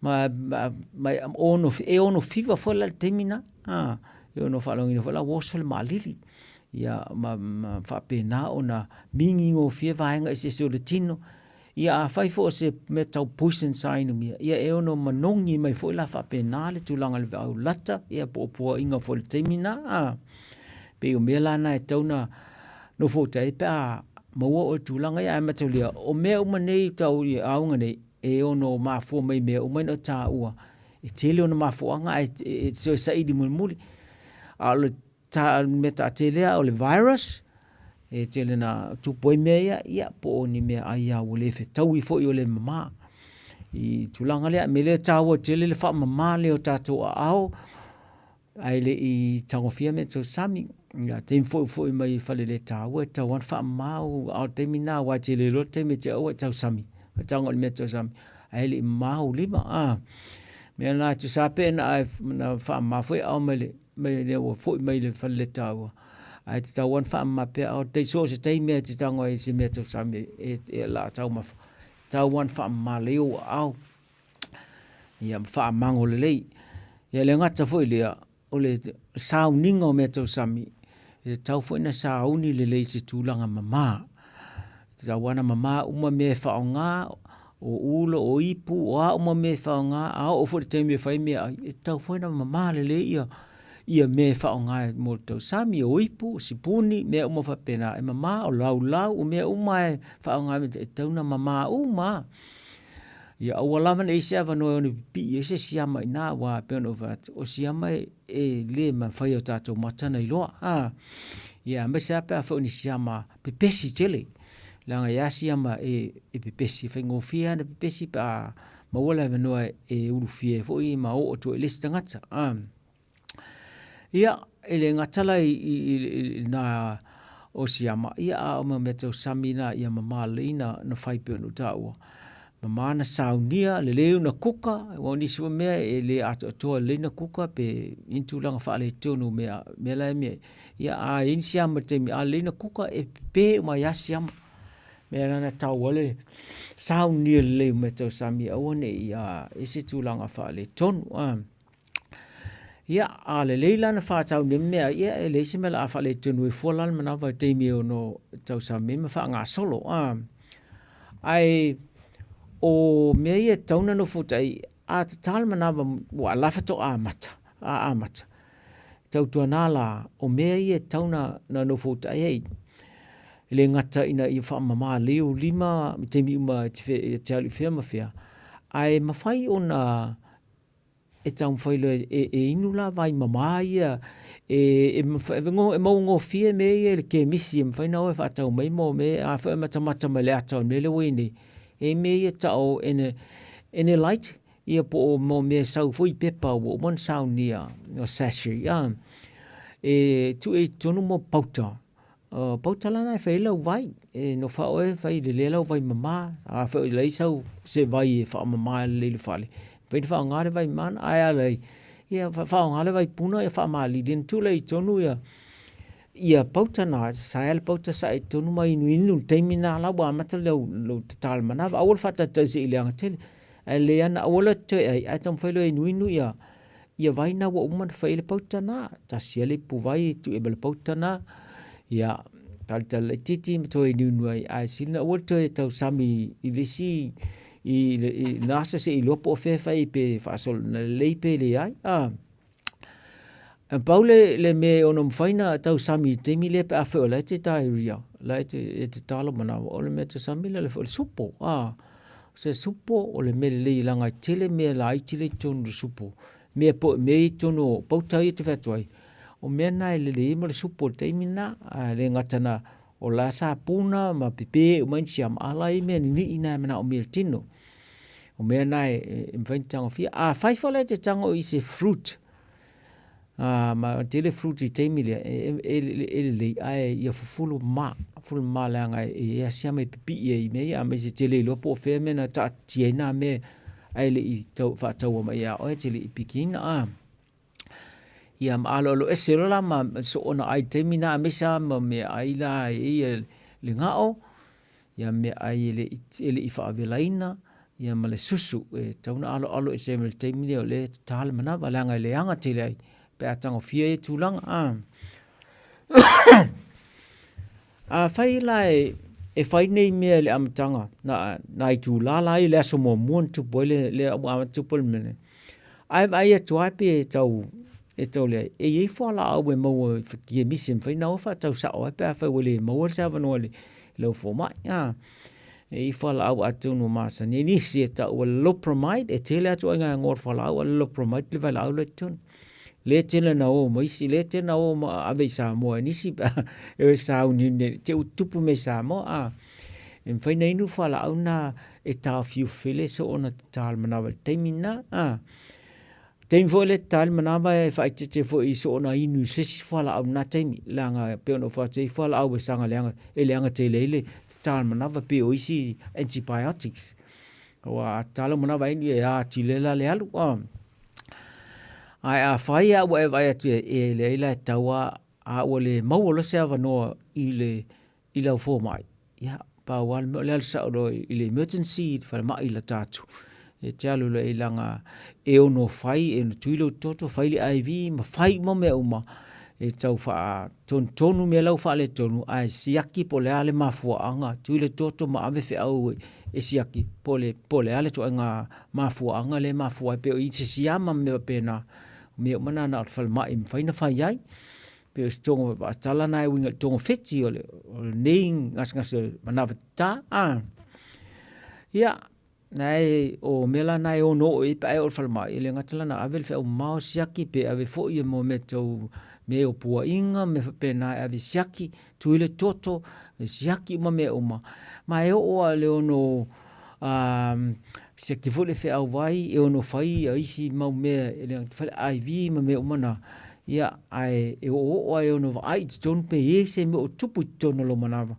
ua fa pe ono tupu le to nga me mai le fai uma tanga ta uma ai ia me e lo e fo ma I tulanga na e ono fai le me to le gastroscope ele mal me se microscope fa tu tonu e vai ele manava me umana ai le uma e a me fa pito lo e fo ma I tonu fai me na lele o nai me lai e te tauno fo ta ia fai ti ai la tulanga le tupu so le me wai mo ia e tulanga le malo fi a me tauna utangia male pui ta to ma tulanga tupu o ngase ia mana ta ia bero tau o le fa ma le o au fa la male le me fa ia me to sami ia fa pena fole fainga me to sami le leina fa atino o I wangala no fa tu tulanga le vai me a me sela le o le la o te le fa ia mama tu le me to sami me to tu e one yo ini loi mani lango mani me pena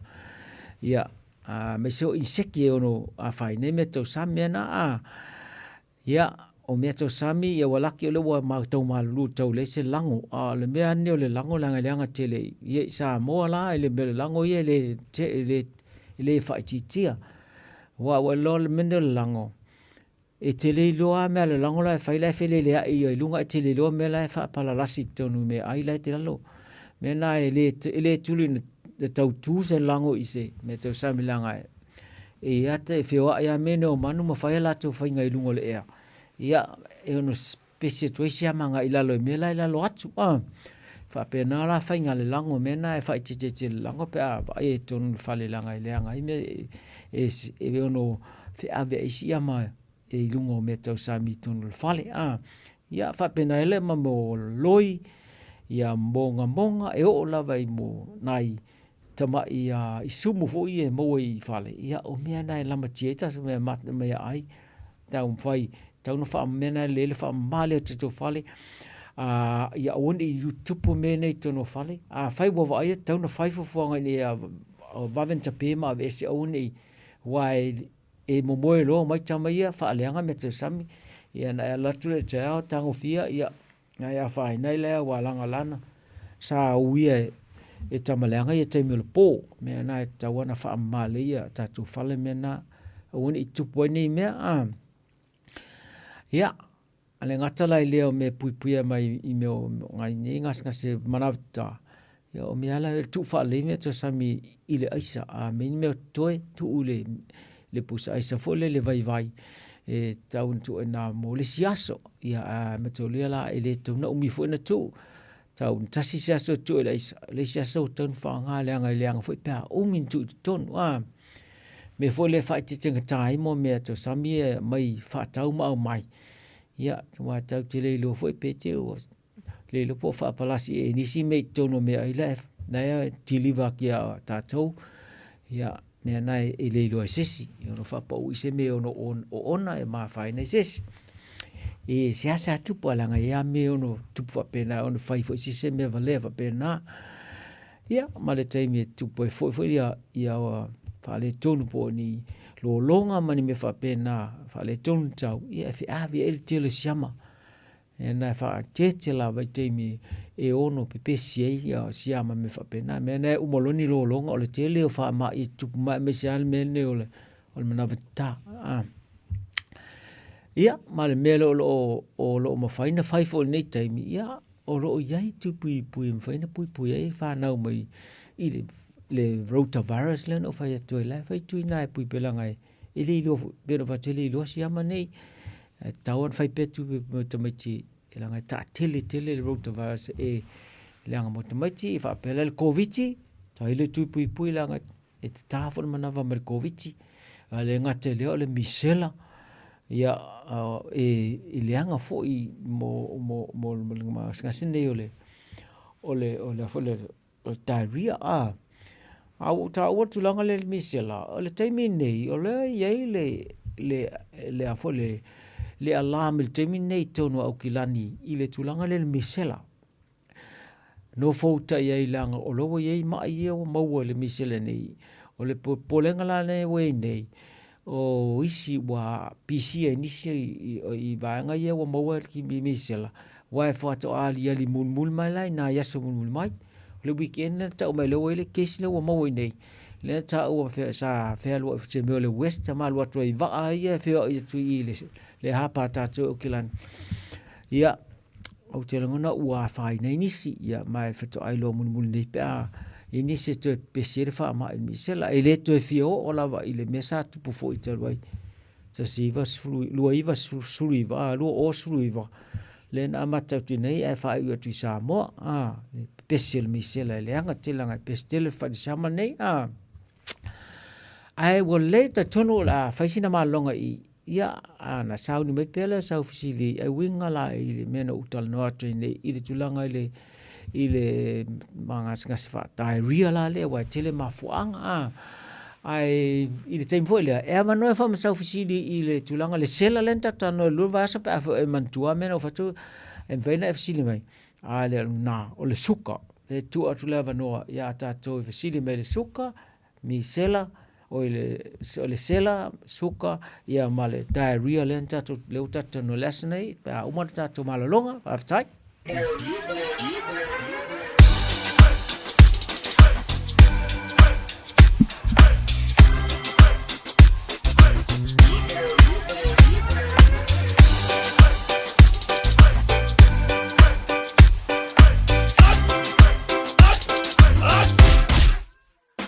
o mi te tonu lau o lu au Baile pepe se ne ima imau A fifi mau lu o le tama Baile lau ulu ne ima tala tala Le lau whai whapito i te tonu Vai ima sae pape o se pomo Vela mai loa o le tama Se whaala i titi se nai au mama Tawhia ai I se palu sami te Tawhia ai I se palu sami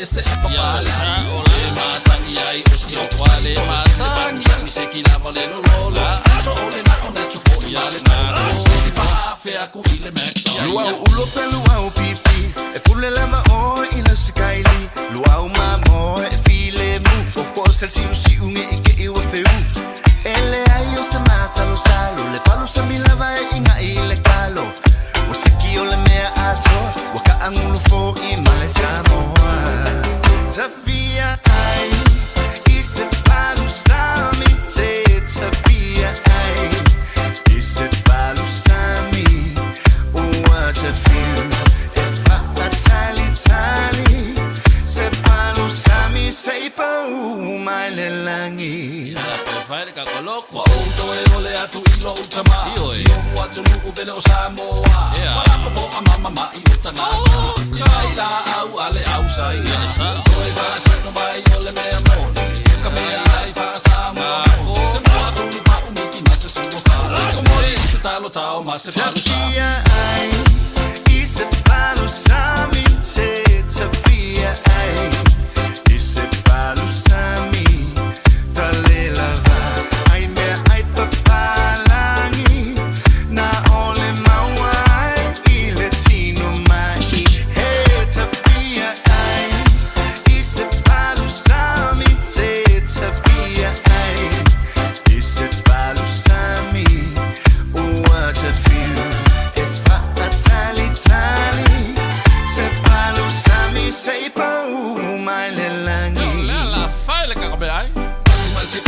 se kile le sapa mai ngi pe o se me ole ko se o se ma se vai sa ya nga fa ma to ma ma sa lo sa le pa sa mi le wa o sa o ai so le lo ma fa o sa ngi ma le wa ma si ai ka ko sa Tawhia ai I se palu sami te Tawhia ai I se palu sami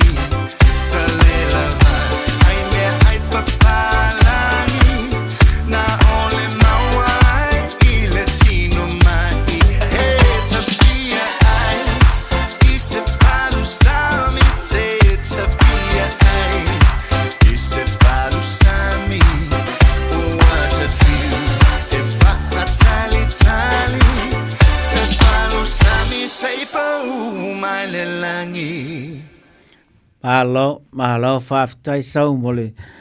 Whaapopo ma whet tātou proclamation nei aso te whaamanatu mai ne me tau sami o le palu sami.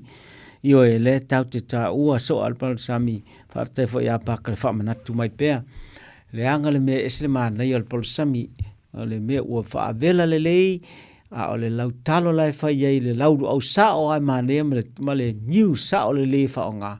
Ia, na o Samoa lai ma wale mea mo ia toa, nei wa tele toa ngā palu sami ua e whai nei. Ia, mai whai ana edro I manai, mea nā le ua whai newa, ia, le ua. Pule a oi lau skaili penga wha mai, a lai wha a vela le lei. Ia, ma tu e manai vegetables tonu wha popo, ia, ia, ma le wha manatu ma ta tau le tulanga mea tau sami. A fie sau fasili pe ona wha I le tulanga le mea tau le manawa tata. Ia ma le sela lenta ta talno le lua vasteloi ia fa ta se malanga ngase le suka wala la se fai mesa fasili fai e la ilo atua e sau ina fai lo mela ia na tatu tal no la yai le toe sulle fit minutes le toe ai ile terminate a fa tala se fasili o lo fa nga solo pele proclame le fa an sau tau fo I tem tal wai o le proclame ale pele dry doctors I mo o lo mo le mai suka tātou umalai lalo le buman le stala o tau lalo le clinic le I mangele whape I o Manrua, watu le lua clinics. Pe whea lawana te ina, te tauna e sau proclame lea, a tune le I o otsefa la au biatu, o le site me, o le siwe mele mai tau nei. E se numero la I tonu, e se voi numero, o sui numero tangata, ai a whaia te loa o nai te mai suka le ti tonu clinic se loa. Wha vili mai le clinic whainga o whia nai tau te loa numera vili mai ai. Ai a whainga tā numera le ai ye po e whia I loa mea tau proclame le te tanu atu e lau namba te vili sa atu e pe a whainga tā le o lua fitu, lua ono wha o tasi tolu fitu. Te mwhainga luanga te moela o le numera na le anga I teime te I le clinic.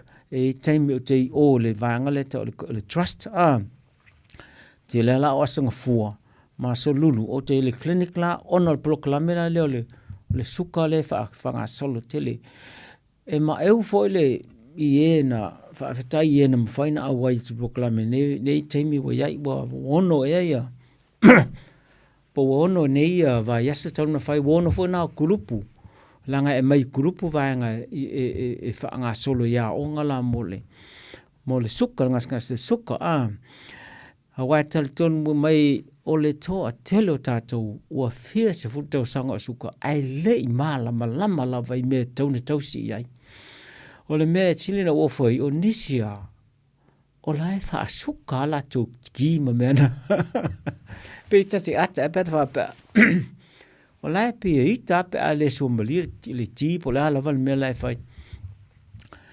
Ia, o lunga le mamalama. Ma le tele o lato. La o mautinoa ma lato I o ina le tulanga. Le ia e mai suka lo. Ua tatau a o na matua I alo mamao le tango le suka. Le anga I le o te tutusa ma le maalosi sa iai. Le ala ua whaingo whiena maua lunga lo suka ma whaina ma leo me o tino e o mata mai lunga le ma whau se i o lava lalo vai e tuai a ai whai mai mea lana e tautua nā mata tau ue mai suka whai loa mai pēr whaile i o tilwa au e tio e ia leo e tata whasino momoa sao noa Mahalo lava soifua ia te wā manuela songa sao noa ia Mahalo whawhakai a mo le pokalame o le fusuku ke le lopo o le ase o mika lunga whai pokalame Tala vai a sao noa Ai le foi la pengo maua kunga e fiafi wa o kengo foi mangele o la family doctor foi nga o la Oi kai le oi ka fefe o le fala vela o le la fa ko maua kuile pokalame le fiafi ngi o le ye fongo kanga fa ka kula ya ai o kele ilo ala ya o se me fa pe le wa le foi la pengo fa longo e vili le ngumela o le ngumela la le ke sa ngoi vili o le ngumela le GP nga le ye a te le internet pe fi silo fana e fengo fena mo le numero GP a fenga ta a ilo peni na fen tu silo te fone te vile te mo wa un fengo fela ia le o le wingo la fa fsili o le ye le ngumela o le ke ngumela wa le ai ye le ngumela le GP le drive doctor le ai o le wingo la fa fsili a wa a vili la ngumela le so se kai me vili ye charge we kind of le o te mea e kari mai e tangaka. Ia angusala vai li ese treatments ua whaia. Pe whai fwoi pe ese kulangone le ua wakalako e vai fo mai. A wa mai ale lusu rui wakala le charge. Wakalfa. Ia a whaapea ngela lela ua mawak ngenge fiafi e soka ia kula mo le fongo lea. Yeah. Ia wu lola si de la sa o kulanga nga si de fa soka i sa o kola sunga. Sa, vili mai au na faingo fela ia tamta opu. Ola se se kaimi sa o ko si de kulela ngumela. Ai se mo mo ko nga ia ofisi. Lele, sa no. Sa no. O le suka. Ia le. A un suka. O a un suka? Fa mo mo. Lele. Ma ia le suka, e tele ana amata mai, e tele iloa. E tele ana mata le mu mai le se me fa pe o so fa fiva. Le ai, e fa pea o tele suka e sa la tu se kile si me ai loi. La te suka. Ia, e tele tanga te fa pe na, pe o se vai ua pala mai ngo ai la kufuka ai loi suka. Ia pe lau fa salon tau waso e se akitu e suka. Futa fato ai lo muli fo. La ua amata na leanga me e whainga le suka. O nai mea whaingofia na ilo ai o lai maurunga lau suka. O nisi e amata me peti ngā le uru pe a maurunga suka. A le ngata lea e te tūla i so o le tūla le whao vai le anga o le suka. A maurunga e alu le lau whao vai malu atu e me le vai o le tino e wawenga e dehydrated ma e fia inu le ngata lan tūla i so o le whao lata. Ai fa pe fo lai le inu I fia inu ya inu halu e o le poti tu lai fa fia ya le ngatala na onisi e amata na pewa iva so le ani me fa na le iva ona tulanga na lai maulunga suka ai le fai le tino na fa nga suka le mes te tau na fa nga ya me la o pi ona ya nga e na e va vende tau lo fa le ton wa o shift ai lo fo o mena o fa so lenga vai ia pol mena te wa cellulitis o nisi tanga tai mata mal mena wa sil fil mena ta cellulitis le ai o mela le sina tama tu ia lo vai o so lo fiva tele lo fan tu ia lo vai ma no so le fiva o so lo punga ma pena fiva malos e va tunga o ka o ma kwa fufula le vai na tu vai le mu fufula o selo mali a tuaina fai ia o sia wa alwa ia me na ai tuako o le matua le anga suka le anga a suka a le suka le anga la mau ma mena te la ngona ia me le lo vai tu ia le vai te le lo ia lo lo tol me sia ma to ai lo o so le fiva ma o so le punga me ona ia va tu fa ma ia le o matua le anga suka ma le au to mau tino i tanga ta o le ia ma la to au ya pe o tulanga o ona e tulanga le suka e tele la tu le onga le solulu ia sulu fai e te lo mai fam talanga ia o fe fai le onga le o langa la e mana o mele fai lo atu mo le o ke nai singa mo ia uni o ni ia lena fa foi tanga te watu e fai le Peter Drive Clinic i nai tafutafo le McDonald tu atu le bus stop le shopping i ko kongu lava ole o mai e ele pito vai mai ai le potu tua tele e fa ngala fai de mere le potu na se so tamla va ngale ma sani tau sala ana te lo tau la potu sala nai tua tu ina ya le potu la pito tu ina le va ngana ya na le potu le tu ina e fai la o nga mo mai e fa mai si potu tu ina male i ko kongu lava le va ngale mar ke misi ya ia ba vol ke misi le si pitona o ke misi i tua ale men no fai mai fa solo fo mai nai luma fa sanga le pas fa tar pas melana wana tino fai mangele ia ai fie lo atilia ele ngatala na evili mai ia ai pete ali fo ina so fo ma so lulu te mawa ina le clinic na ia fa molo ka pa suafa Isaia o Isaia ne te tatala Isaia sili mo Isaia na le clinic le so fo po le solulu o le se furu e fai le programe ia o le lei ai fa fe kai lava o le o fa ngolongo ko mo le mangingo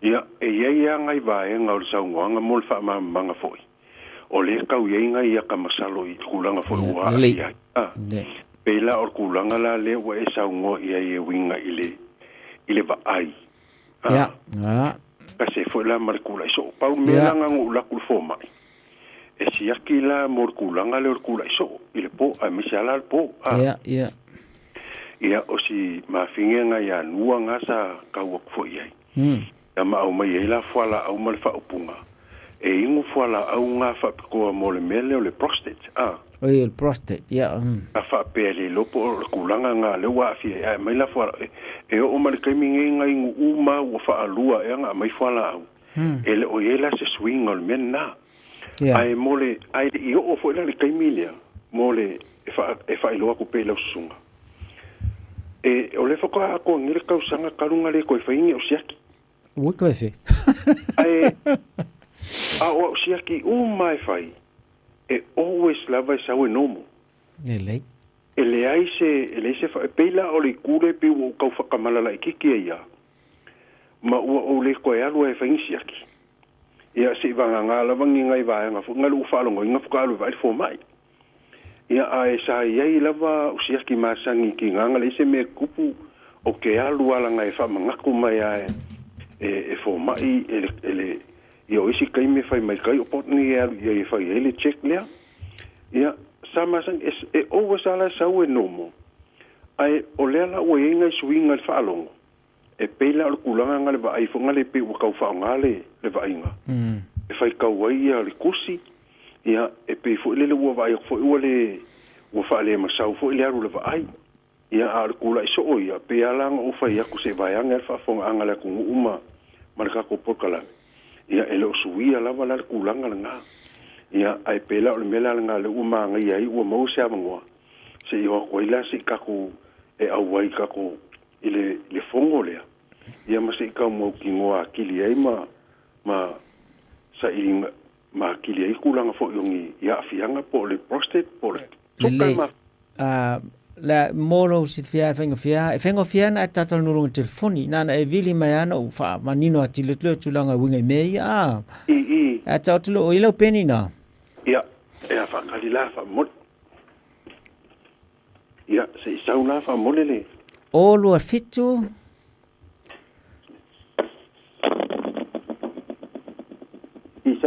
ia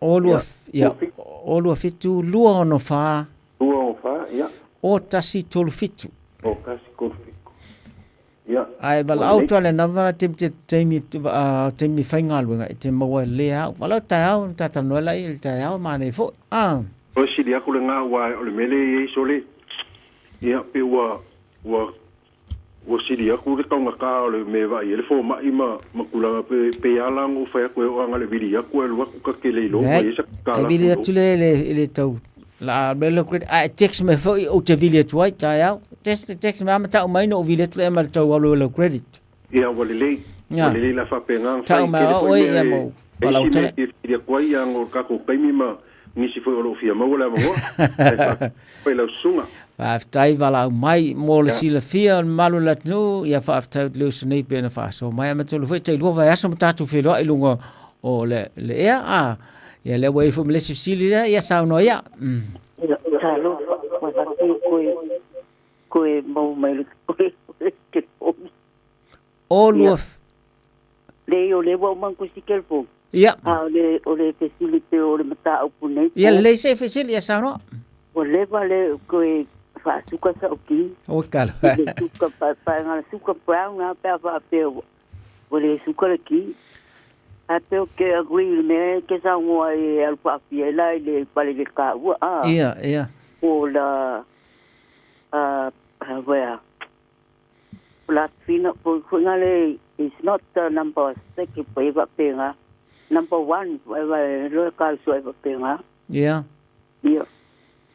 alela wa ka ro po ile na to amina sunga i tai o le meo le suka aula a kai e algo ma fa ne vegetable ne vonga le o pu ia e ku fo no le moli o le apu o le pai o le tui jo ia o mo ma ka pui jo pa lo ke le si to e ba o te ko ni pui jo ia nang ke go po ni le westo o ke vila ku ni Glen Eden oi o anti oli mala oli oi se wa o ki nga ia i But why o si nai le napi sinu. O le mo ko kai. Oi? Ko lo ele o ko fale wa mama o le la ku kai bengui o tara. Me ho tinga. Al me sili wo kan ku le kel pom. Ia, bala au mai tai au. Le tai pi ta sai. Bala au mai tai ta tal no atili la la ngale wo tu ti ta tu tai mia. Fe no tal no. Ia le sa no. Eu ka male pa masa mo po ia e ka ri sion ko mal pa nga wa e tau mal sama e pia me le chocolate o kresoli o ko ai so yo wa wo pia ai ko ai ma ngi kilo chocolate is mai sale kai minge o le Mother's Day. Ia. Ia mai la u me alo vai le makolo kule ia le tungala au li mai konjo. Ora manga o ke speak. E kele ro a mai se o ka nga ko le kele me skala ki ba me voi pa nga i pa pum de ko tenga. I va pe o ai skai mo mo le o tunga ai ya chocolate with peanuts. Ia.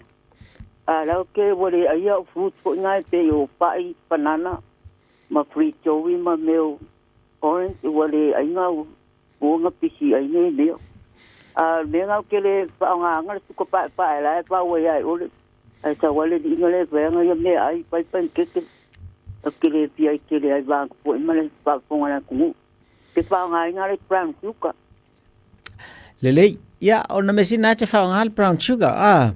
Ai wala na sol tu la fono sukalaki ele talwhenga i matato. Wa tele toa ngā sukalaki loe te me, ia wa telefona al whaso songa ta fe tina ili mea sae nile weekend. Aise tango fia te le mea, i ele o se me lele. Ele o se me lele mo tātou mātutua, me sa tātou suka. Wa o le nga ka vile kuai. Wa le ba ele ka kaya ave te suka ya uki te au pape. Le tele oe, ile tele. Brown suka la ke te kinga wo pia ni ka sang. Ala i ngai wa suka ke lo fa ka o pia fa ni na ko ku ka me penga. Ya la ne le lo e ke le ka ka me ke o pai wo do ai ta se ki ni le wit. Ale mela ma fu pa penga ale ma inga tai piro menge sumali. O ame o le suka. Io ono maua o le maisuka ona ua tele tango fio mei ua umi tele na ia ma whaina lolo tō tonga le ate pili le sa ule insulingi ia ma tau le lava lo le insulingi ma maua le maisuka. Yeah, sweet, what's that? Say it again, please, I'm sorry, Itaya. Lei o le mele ta o le hormone o le mole protini, le protini whaapitoa. Whai mai le tō tonga le pancreas, ia, ngā lai maua ka kol suka pe a le lava le mea ngai sau ngā pol bole ai fo ia. Ia whanau ko e sau o ka ule vai o si kai mi ke awa o ki ngāro o vai i lalo po le mageto me penga. Ia le lei. Awalawa tai au ia na whele sta tala langa lewa tua tata tō taimi ia, ai whawhetai whasoa mai. Tai sa so mai ia manuia foi le fiafi oli ta tu e fero ila ia le lei ona le wa tarta tula ia te le fi fasoa ia wa umata tu tai mile te lu foi vasta tu fero ai mota tuna mai suka ila le clinic se ofet toi fai lo mai they would did fonte video toi pa e fengo fen fa tu i ngalo fai nei fai so lulu ma ni lo mala mai tile ni si me tile o le mosa no fa so mai lunga le ne aso ai fa tai tele ta to no ne aso fa ma lu foi pa we se ngana o sala ia paua nei foi o nga ia tele upu ai fenga tan su po atu po tal fe ngai mo tatu a tau fai se au wale fa fengo fie mo le mala la mena tu sa fo tal ni su taimi ai lo fo le tu fa manuia malo longa le fia fa tai tele il sunga saule so lang la so me fo ne fiafi manuia malo longa 24 hours a day, 7 days a week. Radio Samoa streaming live on www.radiosamoa.co.nz. Avia maua sosa, Omega Ka, Diana Loing Oa, Omega Ka, Sabaleta Umofie, Omega Ka, Fili Mailo ile Omega Ka. O Meka Cars, lua selau Kebetis Drive i Manukau, po le telefoni o iwa lua fitu 5 tasi lua. Susu mai Manukau ne, Omega Ka, Umalole keisile Omega Ka. Matau te whaia ni fo aroi le aso lava te fio mai ai i le Shine Dental, ai e ia inga whaapitoa. Matau te salia le Afterpay, Zip, Q Cards, whaapea Wins Quotes i le Shine Dental. E whaia fua whaatalanoanga ma le ACC i le Shine Dental. Le aise tongi mo whanau i le bao le se furulua i le se furuwalu tusanga i le Shine Dental. Talanoa mai le tongi ina le whainga o nifo i whaonga ai le Zip, Smile Now, Pay Later. Le aise tului i le Shine Dental. A fio mai le 575 Great South Road, Manukau, Bevala au le lua fitu ono fafa. Lua fitu ono fafa mo le Shine Dental. Hey, hey! Oh!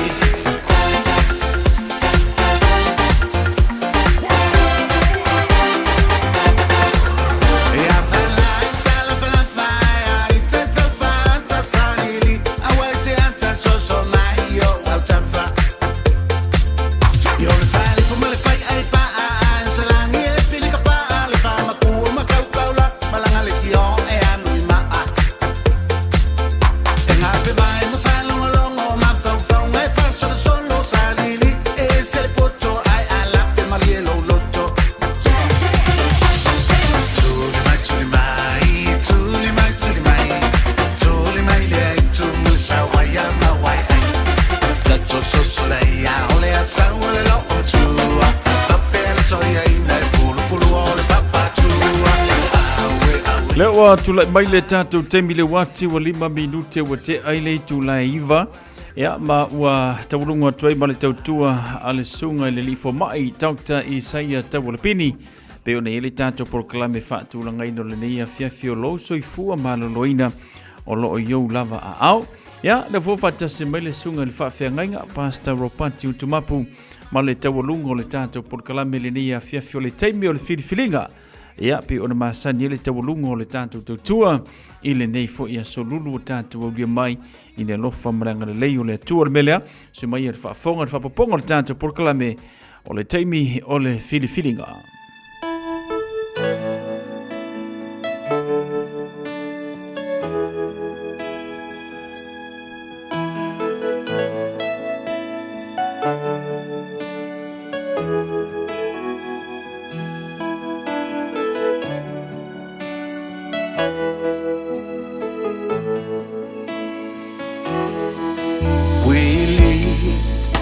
Our nation unto you,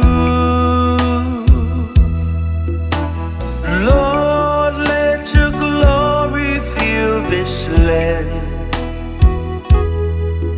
It's your desire, onward come into the knowledge of your love.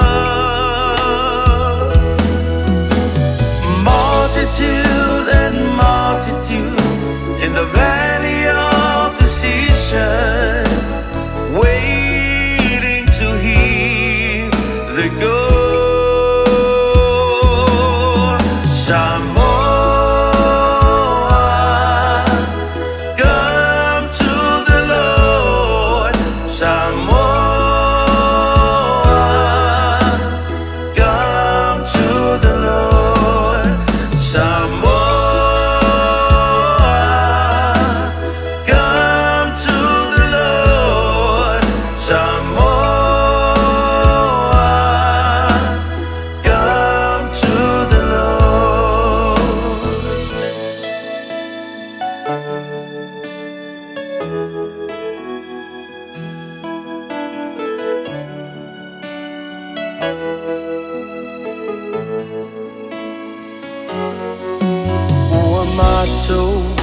si atu le nei atu nu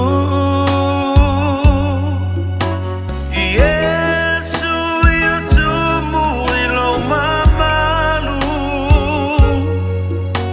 Olo finangalo ia o mai uma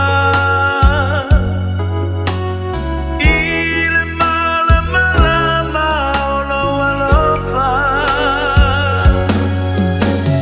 Eto atele ilato Ile vano fili filinga Fatali levala Samoa Sawia Yesu Samoa Sawia Yesu Samoa Sawia Yesu Samoa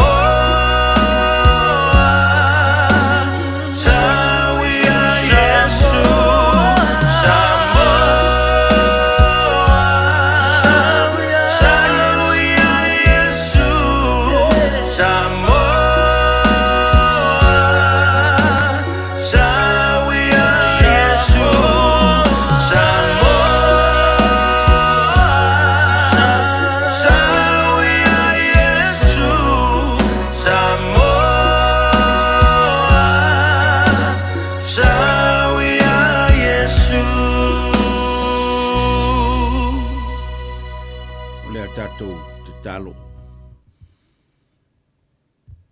Mātou te vi ia lava oelo mātou atua i le nei pō. Whaaftai tele lo wanga le lei, whaaftai lo whaamaoni.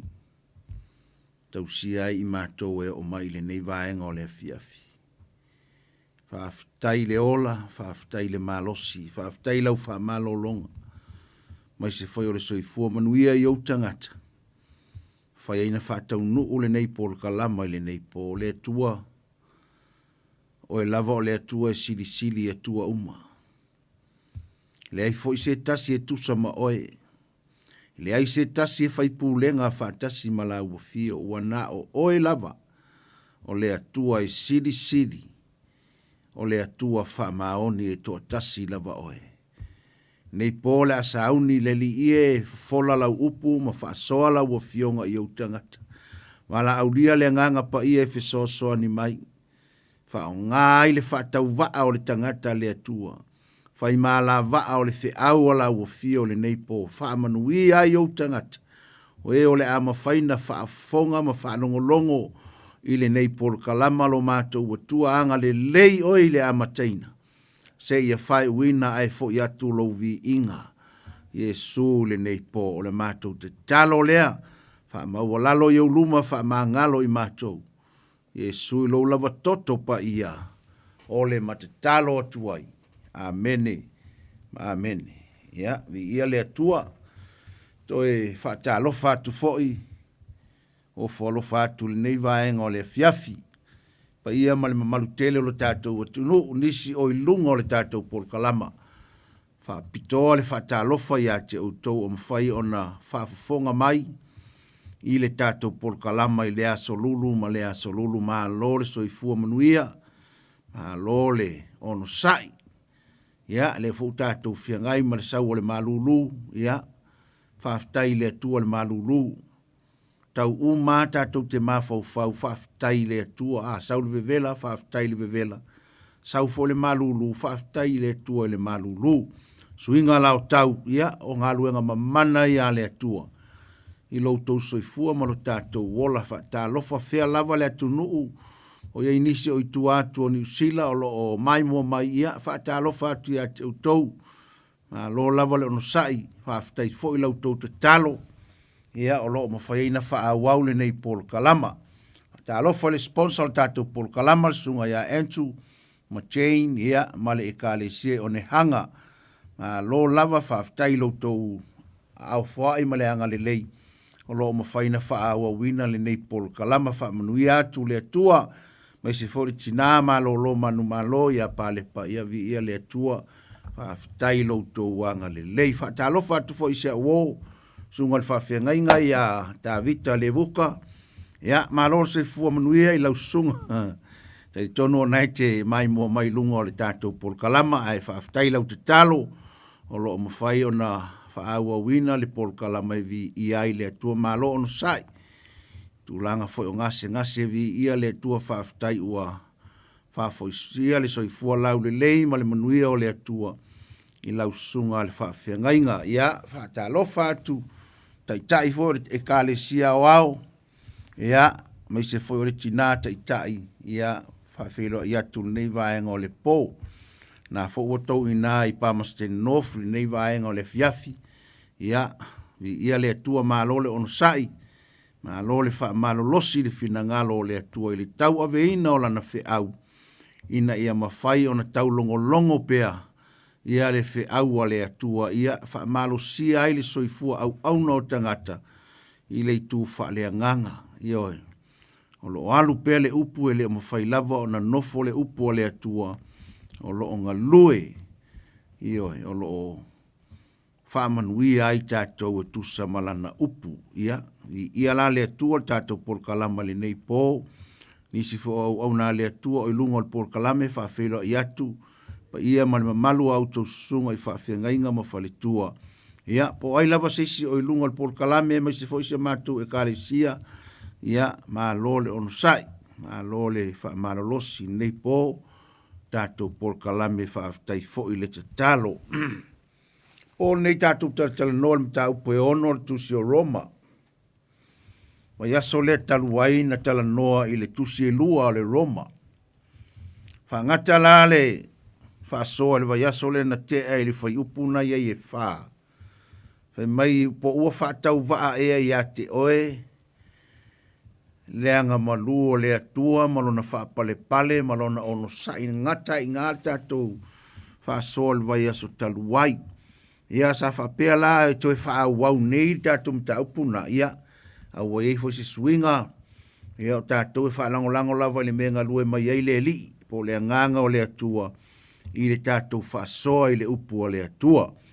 Sa utala noa atu whape whaawau nei, ia o mai nei, ia wa ei fo le swinga o tātou mta upu, ia. Tono isi stemi fo i au mai ere i whaawau o le na mta upu. Ia ale wa suir tātou mta upu tala noa ina le nei pō. Ia e whapea le urutala mta upu e ono ua whaima au nā le a mio tonu, le ua taua mio tonu ina i le wha tua. Ua whaima au nā le a mio tonu, le ua taua mio tonu ina i le wha tua. Nā nei o le urutala mta upu le tala noa i Paulo le Ekalesia i Roma. Taluai o Yesu o le amio tonu. O le amio tonu la lea Yesu, lea ua mauai tātou ma tau wa mio tonu ina ai i tātou ile whātuatua. O Yesu o le amio tonu, o tātou ua tau wa mio tonu ina i le amio tonu o Yesu, e ala ile ngā luenga le whātuatua. Ile mata upu o kol nito, lua kol nito, ne la su e atu tātou tusi lea, mā neia i o le mau lea.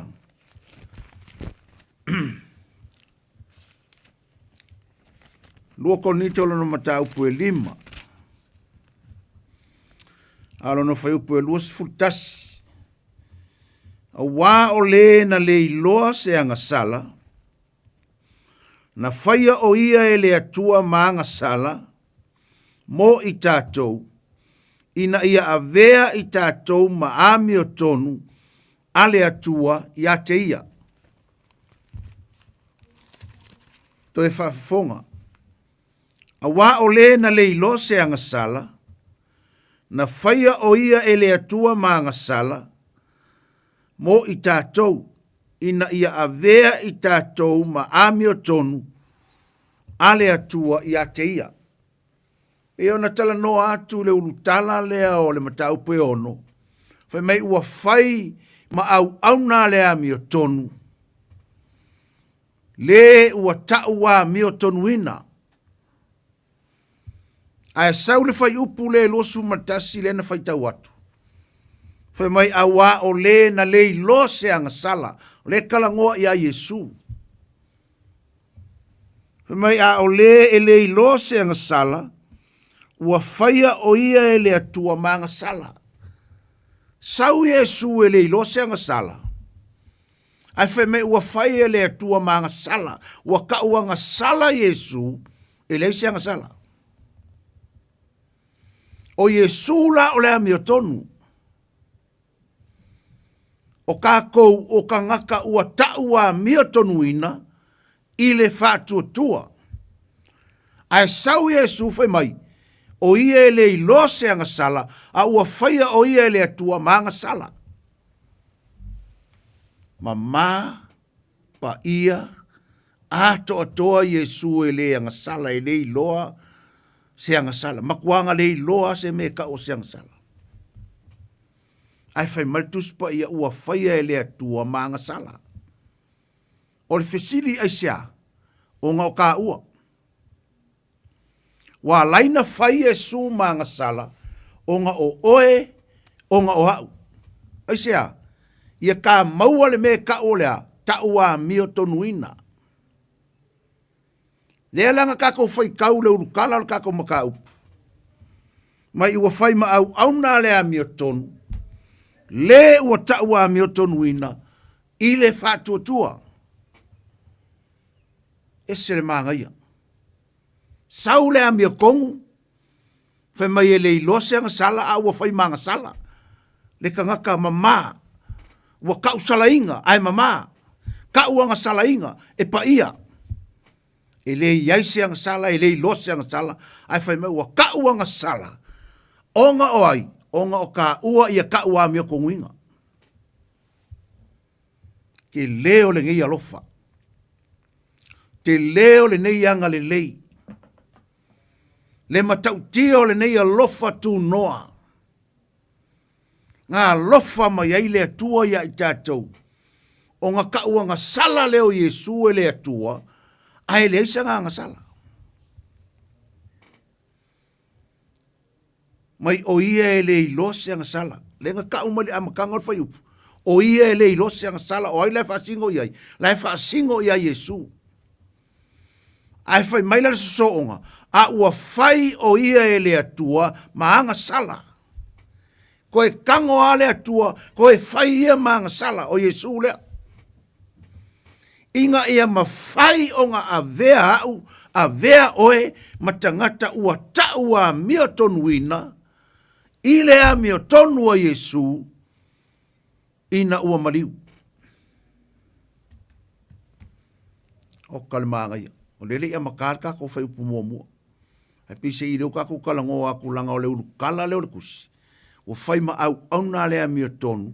Le ua taua mio tonu ina. Saulo lea mio kongu au mai a ka ua. Pipi ia kurka whakua kua. Koe fo ia kurka whakua kua ia Yesu. Ka ulo ka ua lea. O le tangata ua taua mio tonu ina. Ile wha tua. Maua fua le ka ua mio kongu. Ai ngā wha kau le wha kua. O le tupe la o le malo le atua. O le wha tua.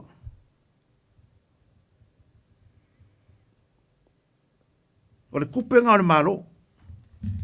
I sesi wha upunga a. Pe fōringa o le wha kua e wha kau mai eila a mio kongu. O ngā o le currency o le malo le langi o lea, whakua. Faith, o le currency ngā o lea, o le langi. Peise i le ki ofo la whai mai kala al kuspaia. A le aise whakua ea, e le fia le atua. Sau le whai unga le whai upu whai mai, a waeta tau i le aluatu i le atua, o na taritonu ma whātua tua o lo o soi fua le atua. O kalimana ia.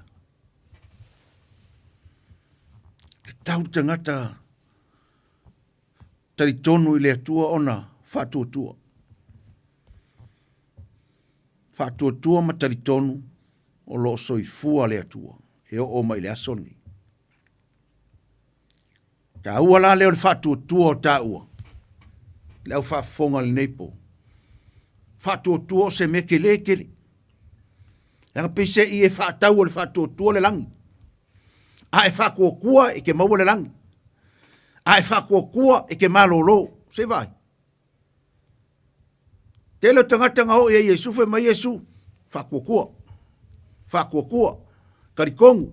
Whakuakua langa peo whakasi upu e lua o le karikongu. Whakuakua.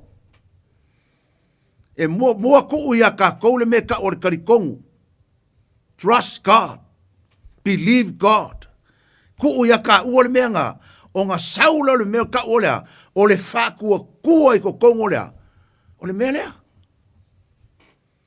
Te lo tangata mamai. Me mai Yesu whakuakua. Ai whakuakua I ke malolo. Ai fialu fo le langi. Ai whakuakua I a Yesu. O le whakuakua o lau karikongu inga o Yesu lenga. Nga fōa I mai e le atua. So ai whakuakua la I a Yesu. Wai maua le manguia. Wai maua le langi. Wale kala fo le kusipa ia le ka upo e kolu le kuso yohangi al fai pusfuluong. A wā ua whapea lava. O nā lofa mai o le atua I le lalolangi. Wa ia au mai ailo nā tali I e tō tasi. Ina ia le whano, whafonga foi. Ina ia le whano se tasi e whaa tua. Vai. O le whinga ngalo la le atua. Auanga I whanga o le kangaka whaa tua. O le whinga ngalo foi o le atua. Auanga I eise tangata e whano. Ia manguia uma tangata e ala le ngalo ngale whaa tua. Ai whakuakua lai ke le whango. Ai whakuakua I ke malolo. A e mai ai whakuakua I a Yesu. Ke mawhainga e malolo. Leo kau kia leo le upu whakuakua. E mawhainga e ngofo ke le alu se fō mai. Ai whakuakua I a Yesu. Kari kongua I a Yesu e ke maloloa. Ai a whaifo e ke mga ai whaongare fō mai. Mga ia. Ai lei. Ioi. O le poko fo lari fo mai, o le mea ngā whaia e le akua mō kangaka. Aisia, la ngai leo kangaka uma e whakua. E kangaka I fiala kou e o le whalmai mfo mai, ngai maa ngai a. E le hanga, e le whasa. A foi ki karikongo o e whakua mga aluenga, alua I alenga. Ai a whai ke mangaku, e ke whakua kaua I ngā e whakua, ngā foi le ngā foi se lau paseng. Aisia, e ngā lulua mea uma. Mō leir ka ngā kai alofa I leri. Nes fai kai mea ngā lua mai fō ma. E mangui ai lo ma. E mālosi ai lo ma. E koe e se ele ma ia oe. Ngā lua ngā fōia fō ma I lako. Ai fai maloa. Fai malo whakokua. Ai alu whare mai e ke alu malo whakokua. A kong fiki o le fo mai e ke whakuakua o le asa o kong fiki ngaisia. Langa ye mea se. Makau kia ngā o le mea. E ei foi fo mai se ala ko kong fiki ngaisi kaimi. Wa feoki fo I ka ngaka isi kaimi ma fo mai. O kong fiki se. Wa kui se. Ar ka ua la leo lo waru. Kalo I reri. Sa ungia le akua le fo mai ia. E iei le makau longa loko e, vai oe. Ka ua yon menga. Kalo mai adu se mea, so se mea kia iei, pray before you go. Kalo. Whapea uia. A wale vai fo mai, e whailau ka kalo Yesu, kau silo uola. A ie e saungia le fo mai le lei, makau. Ma makaala nga ke vai a. Nanga wakele ka ngaka wafioki wa. O wa aisi se. Ko nga fiki se. Iyo. Langa ele ako uma mei. Le kako soi fuanga ma leo langa le kau ke iai. Ele se lau pasenge uma mea uma I kaimi uma. E iai kaimi se lau pasenge. E iai kaimi wa 5 pasenge. E iai kaimi wa ko ki kia se fulu pasengi. O ki wha moe risi kai. Ai ka ua la leo le wala au i leri. Wha kua i le tua. Po ai ale fo mai wha pau pau. Ai ka kalo i le kua. E ka ngoa le kua mi milo longa ma fau fau. Wha sao le me kaunga wha iau. Ngai kere fo mai le wai kongo whare ma.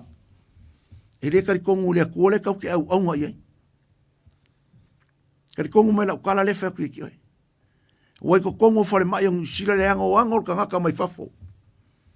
Ai alako ke vai o kau le ko ki kia inkia lo ma sainga fo mai. Ke le lau kamanga. O kama le kari kongo i le kua. E ka ua la lau wha soa le mo kako. E wha mangaku ia kako. A kako word whare mai. Ka kalo. O lau ngā me whai. A walu whare mai. O ke whai le atua. Ia e saungia le ka ngaka le lei. Le fo mai makau. Mare ka ngaka ngake wa ai au. Aisia. O kako le kausinga le atua kako. O kako le ao le atua. A e alofa la i le atua. A e whakua kua la i le atua. Ke loa. Whai marikus pa ia. E kausia le atua le ka ngaka. Makau ma alofa ia ia. Kausia le atua. Ia lo kio kako o al kako kalkalango i le mea. Pise ia isi tangata o lo whaafonga mai. O ngai ke alu se fo mai e wa ai oi. Kalonga e roi lea. Whatutua i le atua mai alu. Ai manga o a fo ngā o le whakua kua o ia o i kai manga ia. Se lau pase. Ia oi. Ia, le la tatou tala noa la tatou mtau. Ngai se e ser kako. Ia le manga isi kalkalangoa le aluako. Ia, o le nei se a ea sa tatou upu. Tātou te no nofo pea ea i le angasala. Ina ia whaatele ai le alofa tuno. Fe mai le kala le aposkolo. O le asa kako upu. Kau ke ngofo pea i le angasala. Inga ia whaatele ai le alofa tuno. O le atua. O le atua alofa tuno. O le angasala. O le mea nga amaka mai a akamu. Pale kongulot akamu. Anga sala lo. Anga sala akamu. O mailon meka olea. Le oki. Ai sea wo o mai le oki. Kalu le anga sala. Fa maila le kuspai. Wo o mai le oti. Talu le tangata. Wo o mai foi le toi tutu o e wo oti. Talu lava le tangata. Ai sea. Nga sala lo a tamu ma eva ho o mai le oki. Aisia, o le anga sala. O le anga sala. O le kaungu ungo o le anga sala. O le oki. Pe a fai e le liu kangaka. Pe a fai e le sala mo le tangata. Mali liu le tangata i le atua. Ai ola pe i le anga sala. Langa la kala al kuspa ia. O le kokongi o le anga sala o le oki. Mai a ko le kuinga ngau wha ngau le anga sala. Ai a makua le anga sala. Wha ngau lo le oki. So fai tete la tatou. Au ale fia e ola i le angasala. Waka kaunga sui. Lea la tatou tala noa le roma matau pe lua le vai aso nkea. Fai mai paua whatau waa e ati oe. Le fau lai o lona anga malu me mua. Lua, longa whapale pale. Tolu, malona ono sai. Ai sau le fai unga le fai upu ngā fai mai. O loo e le iloa. E taita ina o le anga malu o le atua i le salamo. Sila la tatou le me mana o i le atua. A e pipi i le anga malu o le atua. A e lolo na whapale pale. A e lolo nga ongo saitele. Fai mai o loo e le iloa. E taita ina o e le atua i le anga malu i le salamo. A sau fai upule mo muar kusi le mkau pe ongo. Fai mai, o le nei, se asa tatou upu. Tatou teno nofo pe i le anga sala. Ina ia whaatele ai le alofa tunoa. O le upu moni. E le ka kaunga kako ngofo pe i se anga sala. O le alofa tunoa nga kako feola mai. O kilo le mea ia akamu. Sa ungia loa le atua lo ngā alofa tunoa. E koe la vea i e kako. le anga sa wa Yesu a le la usal fesidi ka ke ngofo pe le anga sala o le kadi le ai o le kadi le ai e le ta tau ona tatou no nofo pe i se anga sala ai sia langa o le anga sala o longa i unga o le oki pe ongo wa kuole mau manga ianga a tole tu ina nau fa ngau le anga sala ai ama tua le anga sala fa ngau le oki so fai tetela nge i alu le anga sala wa a fangau le anga sala o inga ko o lana mea kupu o le anga sala ama kua lo lana mea o le anga sala fai mo inga fangau lo le oki le upu moni sa moa le au whaafonga le neipo. E kanga ka ua whioki o ngā wā, ma kua le angasala. E iai tangata, o ke karikongu, e iai kanga ka ua whioki, whare kingo. Ai sea, ua ma kua le angasala. Ua whaiwhaia ia, ua whaia kwa o sumarie, ai sanga whaia, malele i loa le kangaka. A kole ko nga ngau fa ngau le ngasala ai ama ku le ngasala fa ngau le oki o le mela ngai ku o le mesiri langa fanka o le maku le ngasala fa ngau le oki le kingo ko oki malanga so mai le usoe ma le fa fonga ngeipo ele le oki o kingo o wangi oki le nganga ale winga le kala ia salamo foi markala paulo kau ke ngofo pe le nga sala fa ke le lo fokungo longo winga ku se fa punga o le fia fa le nga sala wa ki ke le lo fokungo le tua kali le ai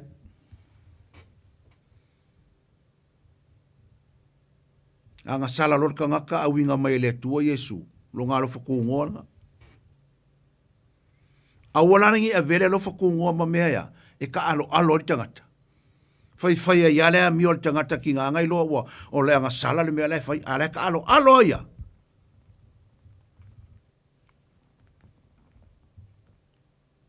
au fa fonga le nei po ma tato a fai o e o la si nga sala o ke le ka fia lo fai ku ki oi alu ese mai le nga sala alu ese mai ngai makua le ngasala. Nanga ele mawhainga alu ese le upu le kua. A kore kui ngau, wha ngau le ngasala, ai a makua le ngasala, wha ngau le oki. A whaio e ola se ngasala. O kere iloa oe. Ai a o iaia se koa kasi. A o iaia se koa rua o whaafonga mai ngai po. A o iaia se ngasala o e olai. Sala mō ngai maia. Fa mo lalo ile tu alu esema nanga amakua lo le mea wa fa nga ulo o kingo o kia koi malenga te le marca la leia le tu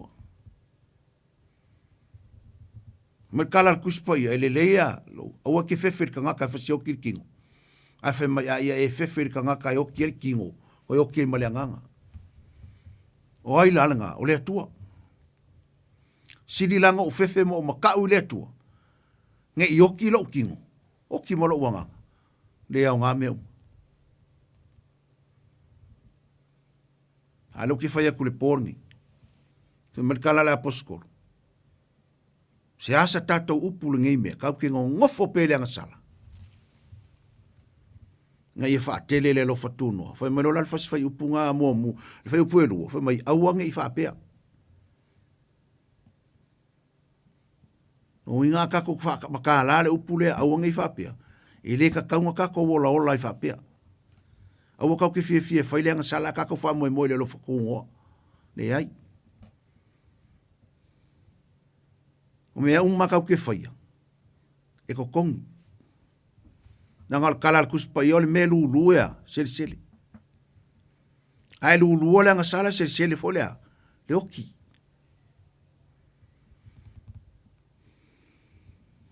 Mai aua nei whapea. Tātou woti la leanga sala. Pe whape whea o na tātou wola pea iai. A whai kako ke oki leanga sala, onga o leanga sala, whai mai la le kuspa ia. E whape whea langa kako wola. O lea se au wala kako ke olai. Whape whenga kako wola pea whai kau ke oki la leanga sala. Le se au wala. A whai kau ke oki leanga sala. O le kari a lea. O se ori. A whai mai se whai upu, mai whape whea langa kako wola. Kako ke ola ia Yesu. Sau whai upu e tolu. Tau te leilo ea. O i tātou nei uma na papatisoina i a ke riso Yesu. Wa papatisoina i tātou i lona maliu. E walanga ngā fio mai a Yesu. Ka sau e maliu e papakiso ai kākou mai leanga sala. Wa mauaile kākou avangoa e ala i le alofa tū no le atua i a Yesu. Le alafe mai o ia, nga papa kiso inga kako i longa maliu. Nga maliu la Yesu, ea. E wha maa ngalo kako mai leanga sala. Nonga winga waka kaun kako se e ese mai leanga sala. E kako wo ia Yesu. Oisia, wa maliu Yesu mo kako.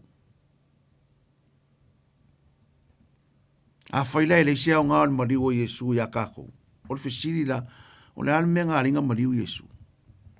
A whai ke le wha o ngā inga longa mariu, ua lusi le mariu o Yesu mo oe. A leo ke kalango aku le pōringi. E le i mariu fua ke riso. O mei ngā sau e mariu e papakiso inga kākou i longa mariu. E ka kaulanga wha kaua inga le melea. Aisea, le lofa ku ngole o le atua ngā au mai e Yesu. Ko ese ma leanga sala. Kākou wha mamau ma leanga sala. Langa whinga ka, o le ka oko langa sala le whaiko koa. Lana mei loa. A fo le kala le atuanga whai a kaino. Uma whasioki e kaino longa uso. Whai mele kala le atua kaino. Se ale me ki wha ua. Pe a whai e ke a mio le lei, ke le maua ere fia fia. Moilo le lei a le atua le wha ua le kankalo kaino. O nga maka mo nga fōringa. Aisia, langa ufasio kangaka. Mai lo le atua, pe a whai e kia mi o le lei. E ke le mawar fia fia. Whai mai lo ma le sisa unga le atua. Kaino. Lo ta oto le anga sala i le whai tutoa.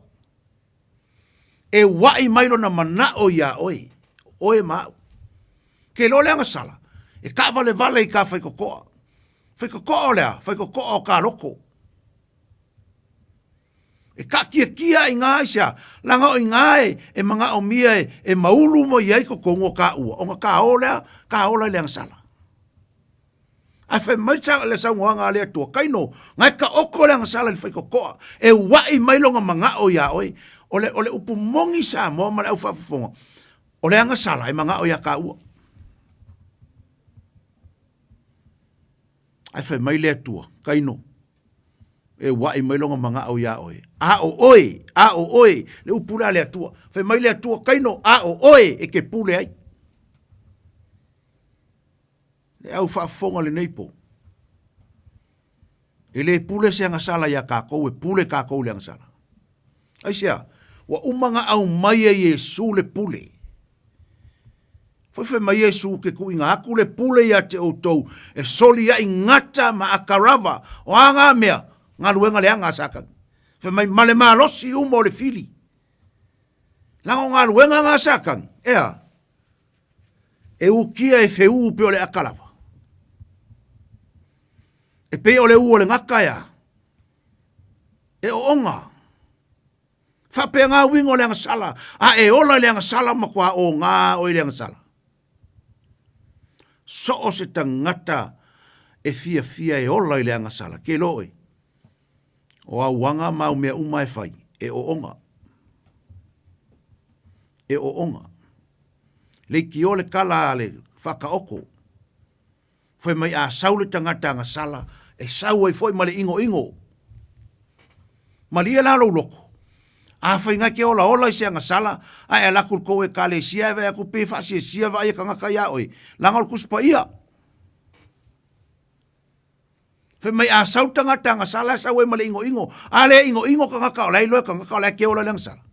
A mele ku. A fai ke manga alo fangia oi kanga ka ko ola. A wa ke ola lo le mangui o le to ma o le to ke lo. Se o le fia yo kanga kaya oi. Fa pe ola e alu fai anga sala ai fia kanga kaya oi. Ngar kanga ka vale kulo. Ngal kanga ka fa vale ai fia ia o mera e fai ala ke ola nga sala ala fia ia. Ke ola le mele ku fa me ku spoia. A ko mai la ko fia ia menga. Fa mai e oki la ko. Au e fa fonga mai le pol nei.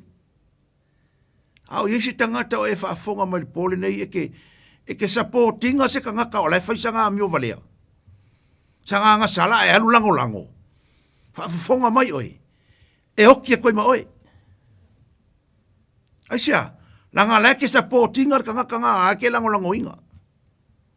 Ai lo o lai fai nga sala, alu e fai ai, sole, alu ese mai nga sala.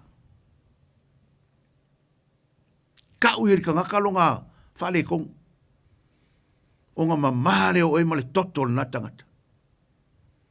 Ai wa keru ka lai. Wala sifai ngā me whaafika uri e kākou. Ai lo for kanga kalai ola lenga sala o e ka lai uma. Viri Amerika, viri Siamangi, viri Sainga, viri Samoa. I lo mo mai kanga. Kalu ilo unga fomo viri ai kele alo foi ai. E ke lo kala kuspa ia fa me o le alo foi o fiu ia anga sala. E le o le fiu la fo ngale fa mangunga sele me le ai. O le fiu au kala ia. Ai alu e fai kanga. Pe a fai o eido. Fai ai alu ese mai anga sala. Ai au ke kakalo mo oi. Inga ia suilo mafofau, suilo loko. Le kako ke kalango al mele ngale o le launga le ai o angel papakiso nga fai. Salamo. Awa lava nga launga i nungol kako ri kiongi salamo.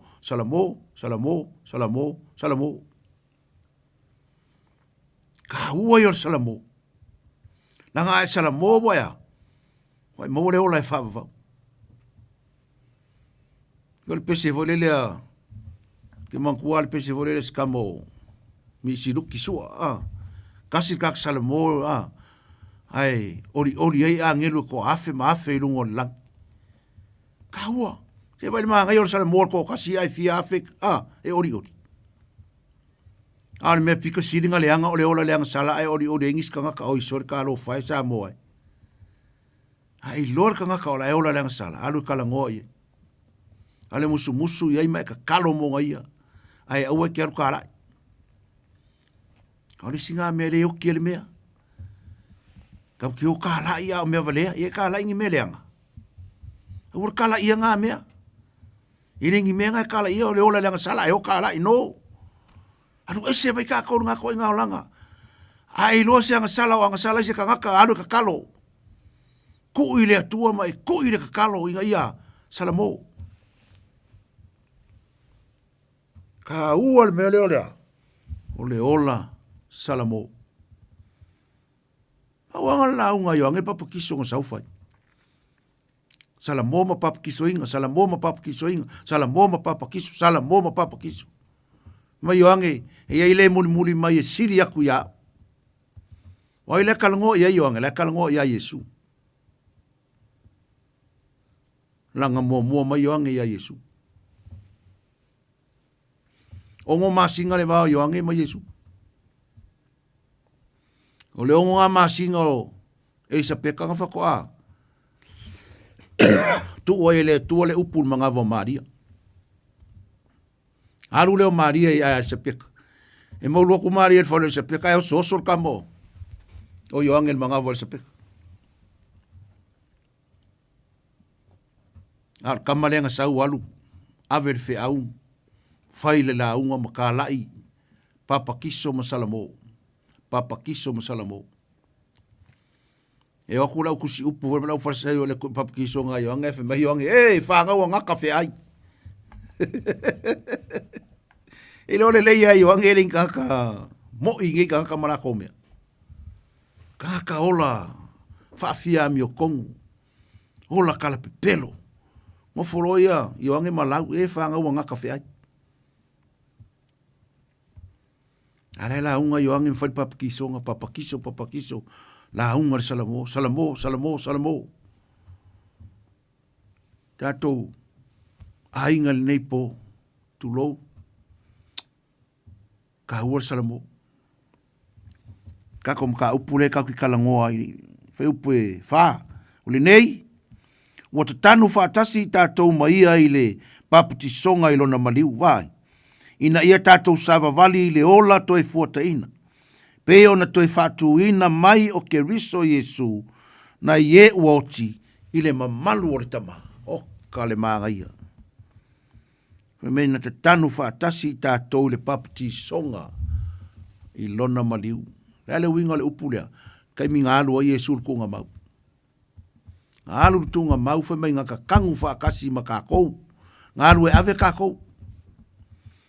Nea ngā salama ya akamu ngālu Yesu kangu ko ngā mau. Papakiso e ngā ma kākou lea. Papakisonga i longa maliu. I ese mai papakisonga le vai.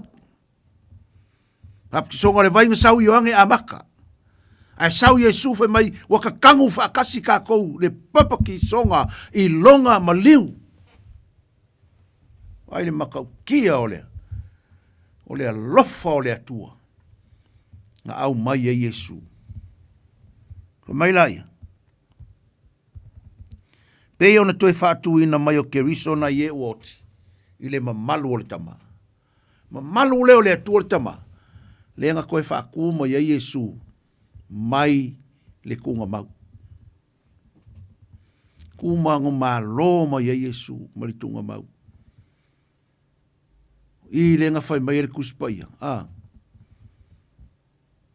Leo kie. Whealo umango malo. Kunga mau e. Whealo kui. O le whai kau ar kunga mau o le kui le nga kui e Yesu e le koe ku. O le whai kau ar le oki Yesu le wan waku ai le koe foi mai. Hai ke ili vaenga ngarea. Koe ku Yesu. Mai lo Paulo. Kunga mau e. Whealo maro. Le se maro. Asia. An koe ku Yesu. Ele i malos kunga mau. Nga malo Yesu. Ele i malos e oki. Nga malo Yesu. Kunga mau ma le oki. Nga malo Yesu. Le ala la le ua mau ai le kako mangu malo. Mau ai kako mangu ia. Aisia. Nga malo Yesu le oki malo Yesu kunga mau. Le ala ka ua ai le kako wha malolos. Ta ua ai le kako ongosai. Kako wa ailonga nga malu malonga wha pale pale. Aisia. Malo Yesu le oki malo le kunga mau. E o fo la ya kako. Le o kako ngisi wo o feoki. A fa ya la e oki manguia. E malo al kunga mau mo oki. Ya le winga kala. Langa le kala ku spa yo le oki o le manguia. A le ola wo yai. Yesu. A e oki la ala ke ya Yesu. La ke oki manguia. Aisia. O la ke moe. A o lo wola la wo a o le ri. Si ola le aso ko sa wo Yesu. Si kia leo le kale si fe lo ai mai Yesu. Wal manga. Ya fe mengis kanga ka le si kia nga mang ya. Pule a oi malau kala. A lau kala ya oi le ki fa fonga mal pongi. Ele pelo si kia nga le kale si. Le kala ngoa mai kuspai. O ke lea ia inga lau launga ke launga i whai mai lese. O ke whai aku ia ke oi a oe whafonga mai. E le pe pelo le forfolanga al kuspa ia ale atua. Mai le kenese e o le whaaringa. O i le whenga fau le whaali ele makau kia o lea. O le sau o Yesu. Mai le a le kenese o i le nga fau mai ai. E le whailo inga Yesu. A ua le vanga ia Yesu. Na le meilo ai. E lo le mka upo yangi. Sai le amakanga le upu, sai le kua le upu, o le kua foi le upu, o ai le kalango iai, le kalango ia Yesu. Ngai ele makanga. E foi lau ki kalangoa ku ia o ele poni. E koe sau Yesu. Sau Yesu langa e kalesia. Kusa malonga maliu le ka kalangoa le poni. Fai mai ngā papa ki so inga ka kou longa maliu. Le maliu lo Yesu. Le ngā maua le ka kou avangoa ka kou kia. Kau ke ulu a koe le mea sile o ngā pa ia. O ngā le maliu o Yesu. Ai fai la ke fai mai ele aisea le aisea. Le ku fai ke maliu fua la Yesu. O lau kani le ai. Ele maliu fua Yesu. Ngā maliu Yesu mongu ese. Makakou. Ka ngaka whare kou. Aisea. O mga whare ngai ngā lea. Ko mai salai. Al kakou avangoa le le ai. Fai whare le le avangoa. Me ngai vai creo kusia Paulo mo mo fa mai Paulo. E mo le lengi a ko mai. O ile yu kai a ko mai. Ma elengi. O ile kalngoi elengi, le kalngoi ngu ese.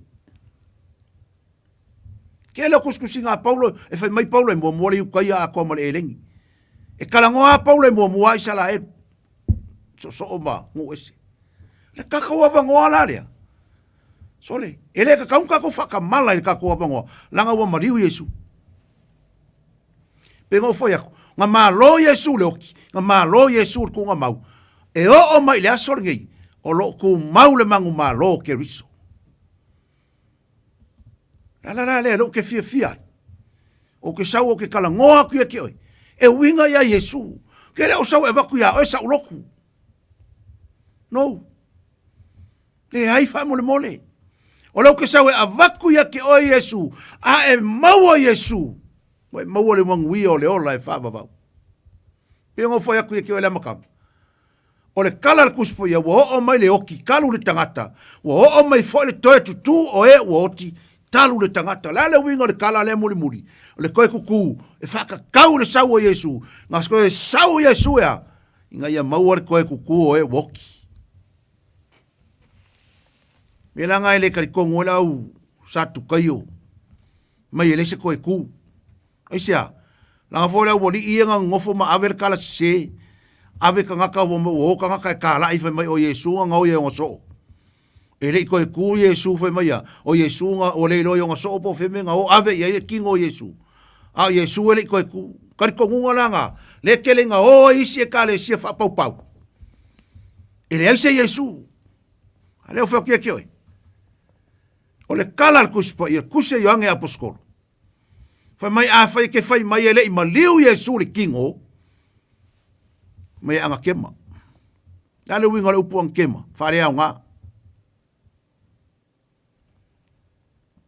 E mongi ma wha maongi. Nga maliu Yesu i le kingo.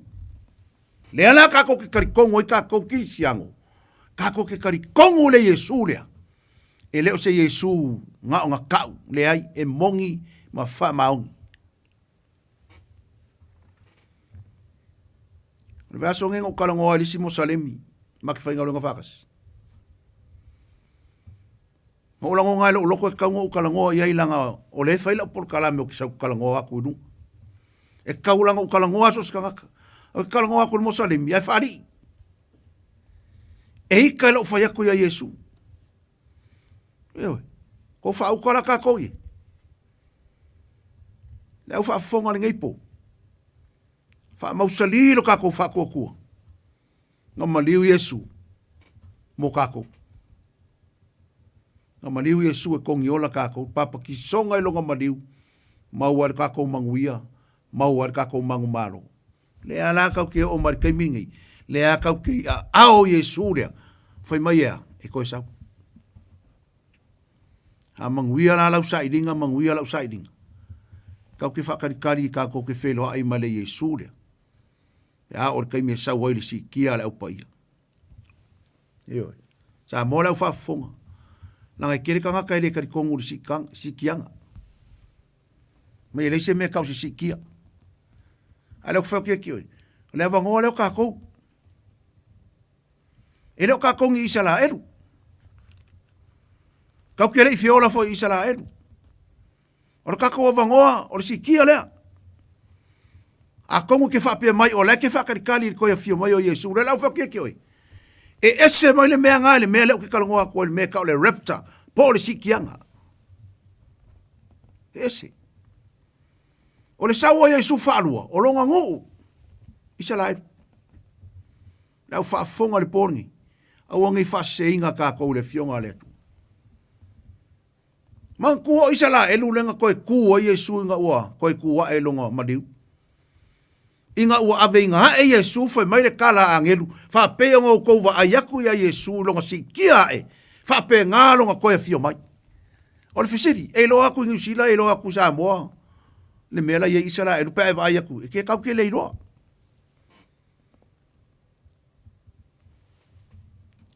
Ale le fai mai ngiska ngaka fai mai e leise me kau se siki, ale ufau kia kioi. Ka upol kusio, sakaria. Ngai fai mai ei, o le aso e kua i o ngā au lungo le maunga oi. O rive, o le maunga le ngā kakalo Yesu kangi ai ngā, pa uronga afu fai mai e pe o se alu o koko. O inki ngā Yesu, koe fo ia Yesu e koe kua i ngā. Sau le kaimo le kaua e la vea i longa ngu. Langa o le whea ngai ngā lea kua. Ia, ke ringisi kaimo koe kalkalangoa koe mka upure. Alek whakia ki o le pōringi, e kasi ale au wala o kākou.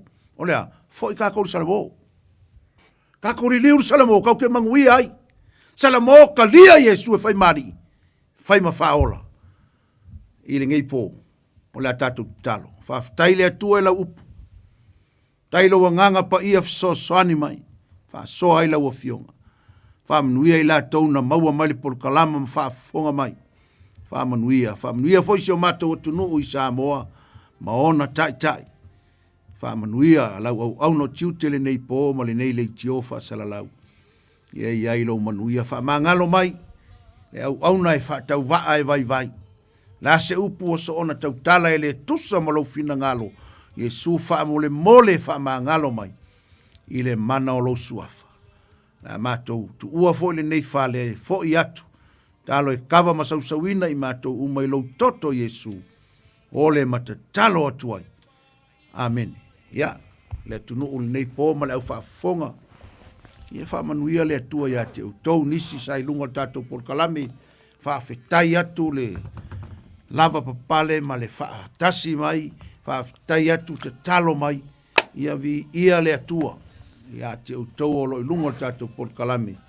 Ia whaamanuia tele le atua. Le afo se tala ua le tau la ulu lau tau whaafonga. Ia whaamangalo mai le au na e vai. Ia ele aise atoa. Ai te ritonu e matua atu tatou por kalame le pa iolo tatou atunu. Ila au tau whaama la au tau tanga. E manuia ai whaivo tatou por kalame. Ia, nuia folisunga ia saulu nei po la atu ai foli no fua. Ia alofa tele atu Samoa, alofa atu sia uo. Te, ia, ka wheroa ia isi asa. Ma lole on sai lau sunga, ma lole on le whapole pale. Ia, maua se aso le lei ma se lao. Ia toi ma futa il por kalame o le taimi o le filfilinga mo le nei taimi alofa atu le nei vaenga o le fiafi. Ia manuia o le tatou po le alofa o Yesu. Ia aso sa lok. Ioi. A ele aise loko ke adu ai ngome la fiku o meisen. Ia laku ka lo loku. Ia ele aise loko. Ai aise au loku. Ia alu iai. Ai fiasiasi e kufo i ka eva. Kanga leva. Ia vi ia le atua wha manuia le nei po. O no Yesu le lei. Amene.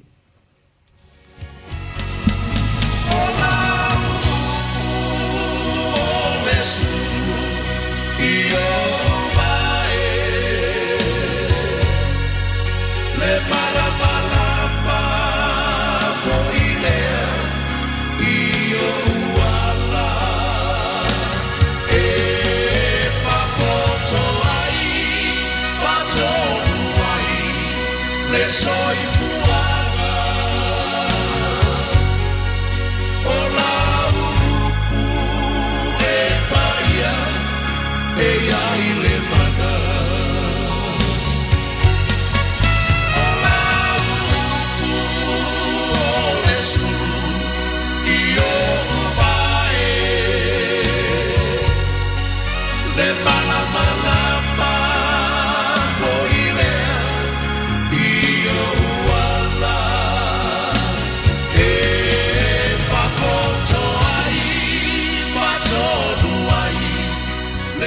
O le tawalunga le nao le tātou porkalame le neivanga le fiafi ia mailana au auna peona awala mai eile upu whaawina le atua ia e tawalunga ia tātou ngaruengo le neia fiafi. O lo fo le tautua le Radio Samoa ia e so se vaenga mawhai ona e mawai. Le mawhai fo i ona e misia ia se upu whaamalosi mai a te o maila vai le tae au au auli e o oi le afiafi. Maua lava le teimi mwhai e ona e whaarongolongo i le upu whaawina le atua. Ia po se whaamalosi mai le awhionga pa ia le atua. Ia peo na masani ai tātou. Ai o tele i tu ua le no foe le nei afiafi momori atu le anganga whaaftai tele le tātou atinu. Malo le on sai malo fo i le lamba papale. E la toro mafuta mai lungo le tātou porkalame. Ia ma tātou e vai. Ia, whaatasi fo i mana ia tō tu singa o lafo mai lungo le tātou Facebook page ma le tātou YouTube channel. Ale leile tua ia te o tau o me moni. E ei la tō e whapena ona a maua le anganga o le loto maua lalo ma le tūlanga o le awa o ina i lautala noa mai. E ei fo i la tō. Ia, o lo whapena lava ona whaia le anga luenga o le vai o le mawhau ia ma le ai o se awa inga ia i le tele o teimi e whapena ona tusi mai e lunga o le Facebook page a le Radio Samoa ma lunga le YouTube. So o se porkalame te whaafonga mai mo iai. E le ngata i le tātou le tioni a o nisio au nanga pe ona mātele le neva i teimi i lunga o le tātou social media. O tele o tele awa o ina oe. E mana tua e loa oe o le tangata awa o ina i lautala noa. Ioi. E loa fo i o le tangata na e tupunga mai ni mātua tama mai i le tūlanga o lautala noa. E loa fo i o le tangata o matua lo mawhauwhau i lautanga loa. Lautanga tala noa. E le whapela wo whai atu. Ia ono o iesisi i lungo le tātou porkalame. Ai eile tangata sa ko meni mai. Whai uia tong, pea o Sam tong. Ia mana mia lava le fo ilea whao ngāle leo le mawhauwhau. Ai ko meni mai fo ia e mautinoa e sao le vaenga le nai te ko meni mai ai. Langol tele o isi ko meni. E ko meni mai ai whai mai wa pese porkalame whaero lo tala noi se mata upu. Ai o le tātou porkalame. E le isi tātou whaasoa e whaia. E iei fo ia le porkalame iei le whaasoa e le porkalame iei nei e tātou porkalame whaangasolo no winga. E le mo mia e lau porkalame i le taimi o te sau meka o kalangoa. Ioi, o lava le tala noa mai lava isi porkalame au tātou. E ie tātou porkalame whaatulanga ina te tau ona usta ia ele whai porkalame. Ia manai pese whaafifi i tātou le mānawa o ngaruenga. Ioi, ia whaapela te kōmeni. Ia e mauti noe sao le porkalame le nae te kōmeni iai. Le ngai le sikangaka. O le whaapea le whaarongolongo isi porkalame. A le ke kōmengi mai i. Ngai kōmengi mai lea e whaulau kōmengi. Ia masi tautua nao tangata ngā lulu e fo ilungo nei tu ai ngā ngaruenga. O tangata hola e pei fo ia oe. A iloa e le fie e te le fie pe apalau vale tu se si ia te oe. Whapena fo una le fie tangata sa hao o ina ma o onga inga luenga wha salalau. E le fie fo ilau tala no. Ia, wa ula pata ia la oe. A whape te sauni te ko meni mai le Radio Samoa. E ko meni mai o eos tangata a o ina. Mai lava le tae au, se ia pa ia le taimur sifuru le po o oe o le tangata na e whanau mai ni mātua e maualunga telelo na o ina. Ia, o le tātou porkalame, tawalunga tua le tātou tautua le nivanga la fiafi, ai a whapea e tu mau pea le tu ai ngā tala noa lo e tala noa mai. Lono winga e mana o mia lo tu e alu i te onga le lei. Ia ma mafuta i o mātua ina ia ata mai ma poto ai oi. Ia ma to anga e whaalongolongo mai le launga ino la fionga pa ia le atua. Ina ia whaalawa i tele elo mana malama ia mata mai elo ngutu. Mau mawhauwhaunga e te tala no mai i so o se tātou porkalame. Manuia malolonga nei po whira i tātou lea so froile i le alofa maranga le o le tua sau si fonua seu whasoi fua ia.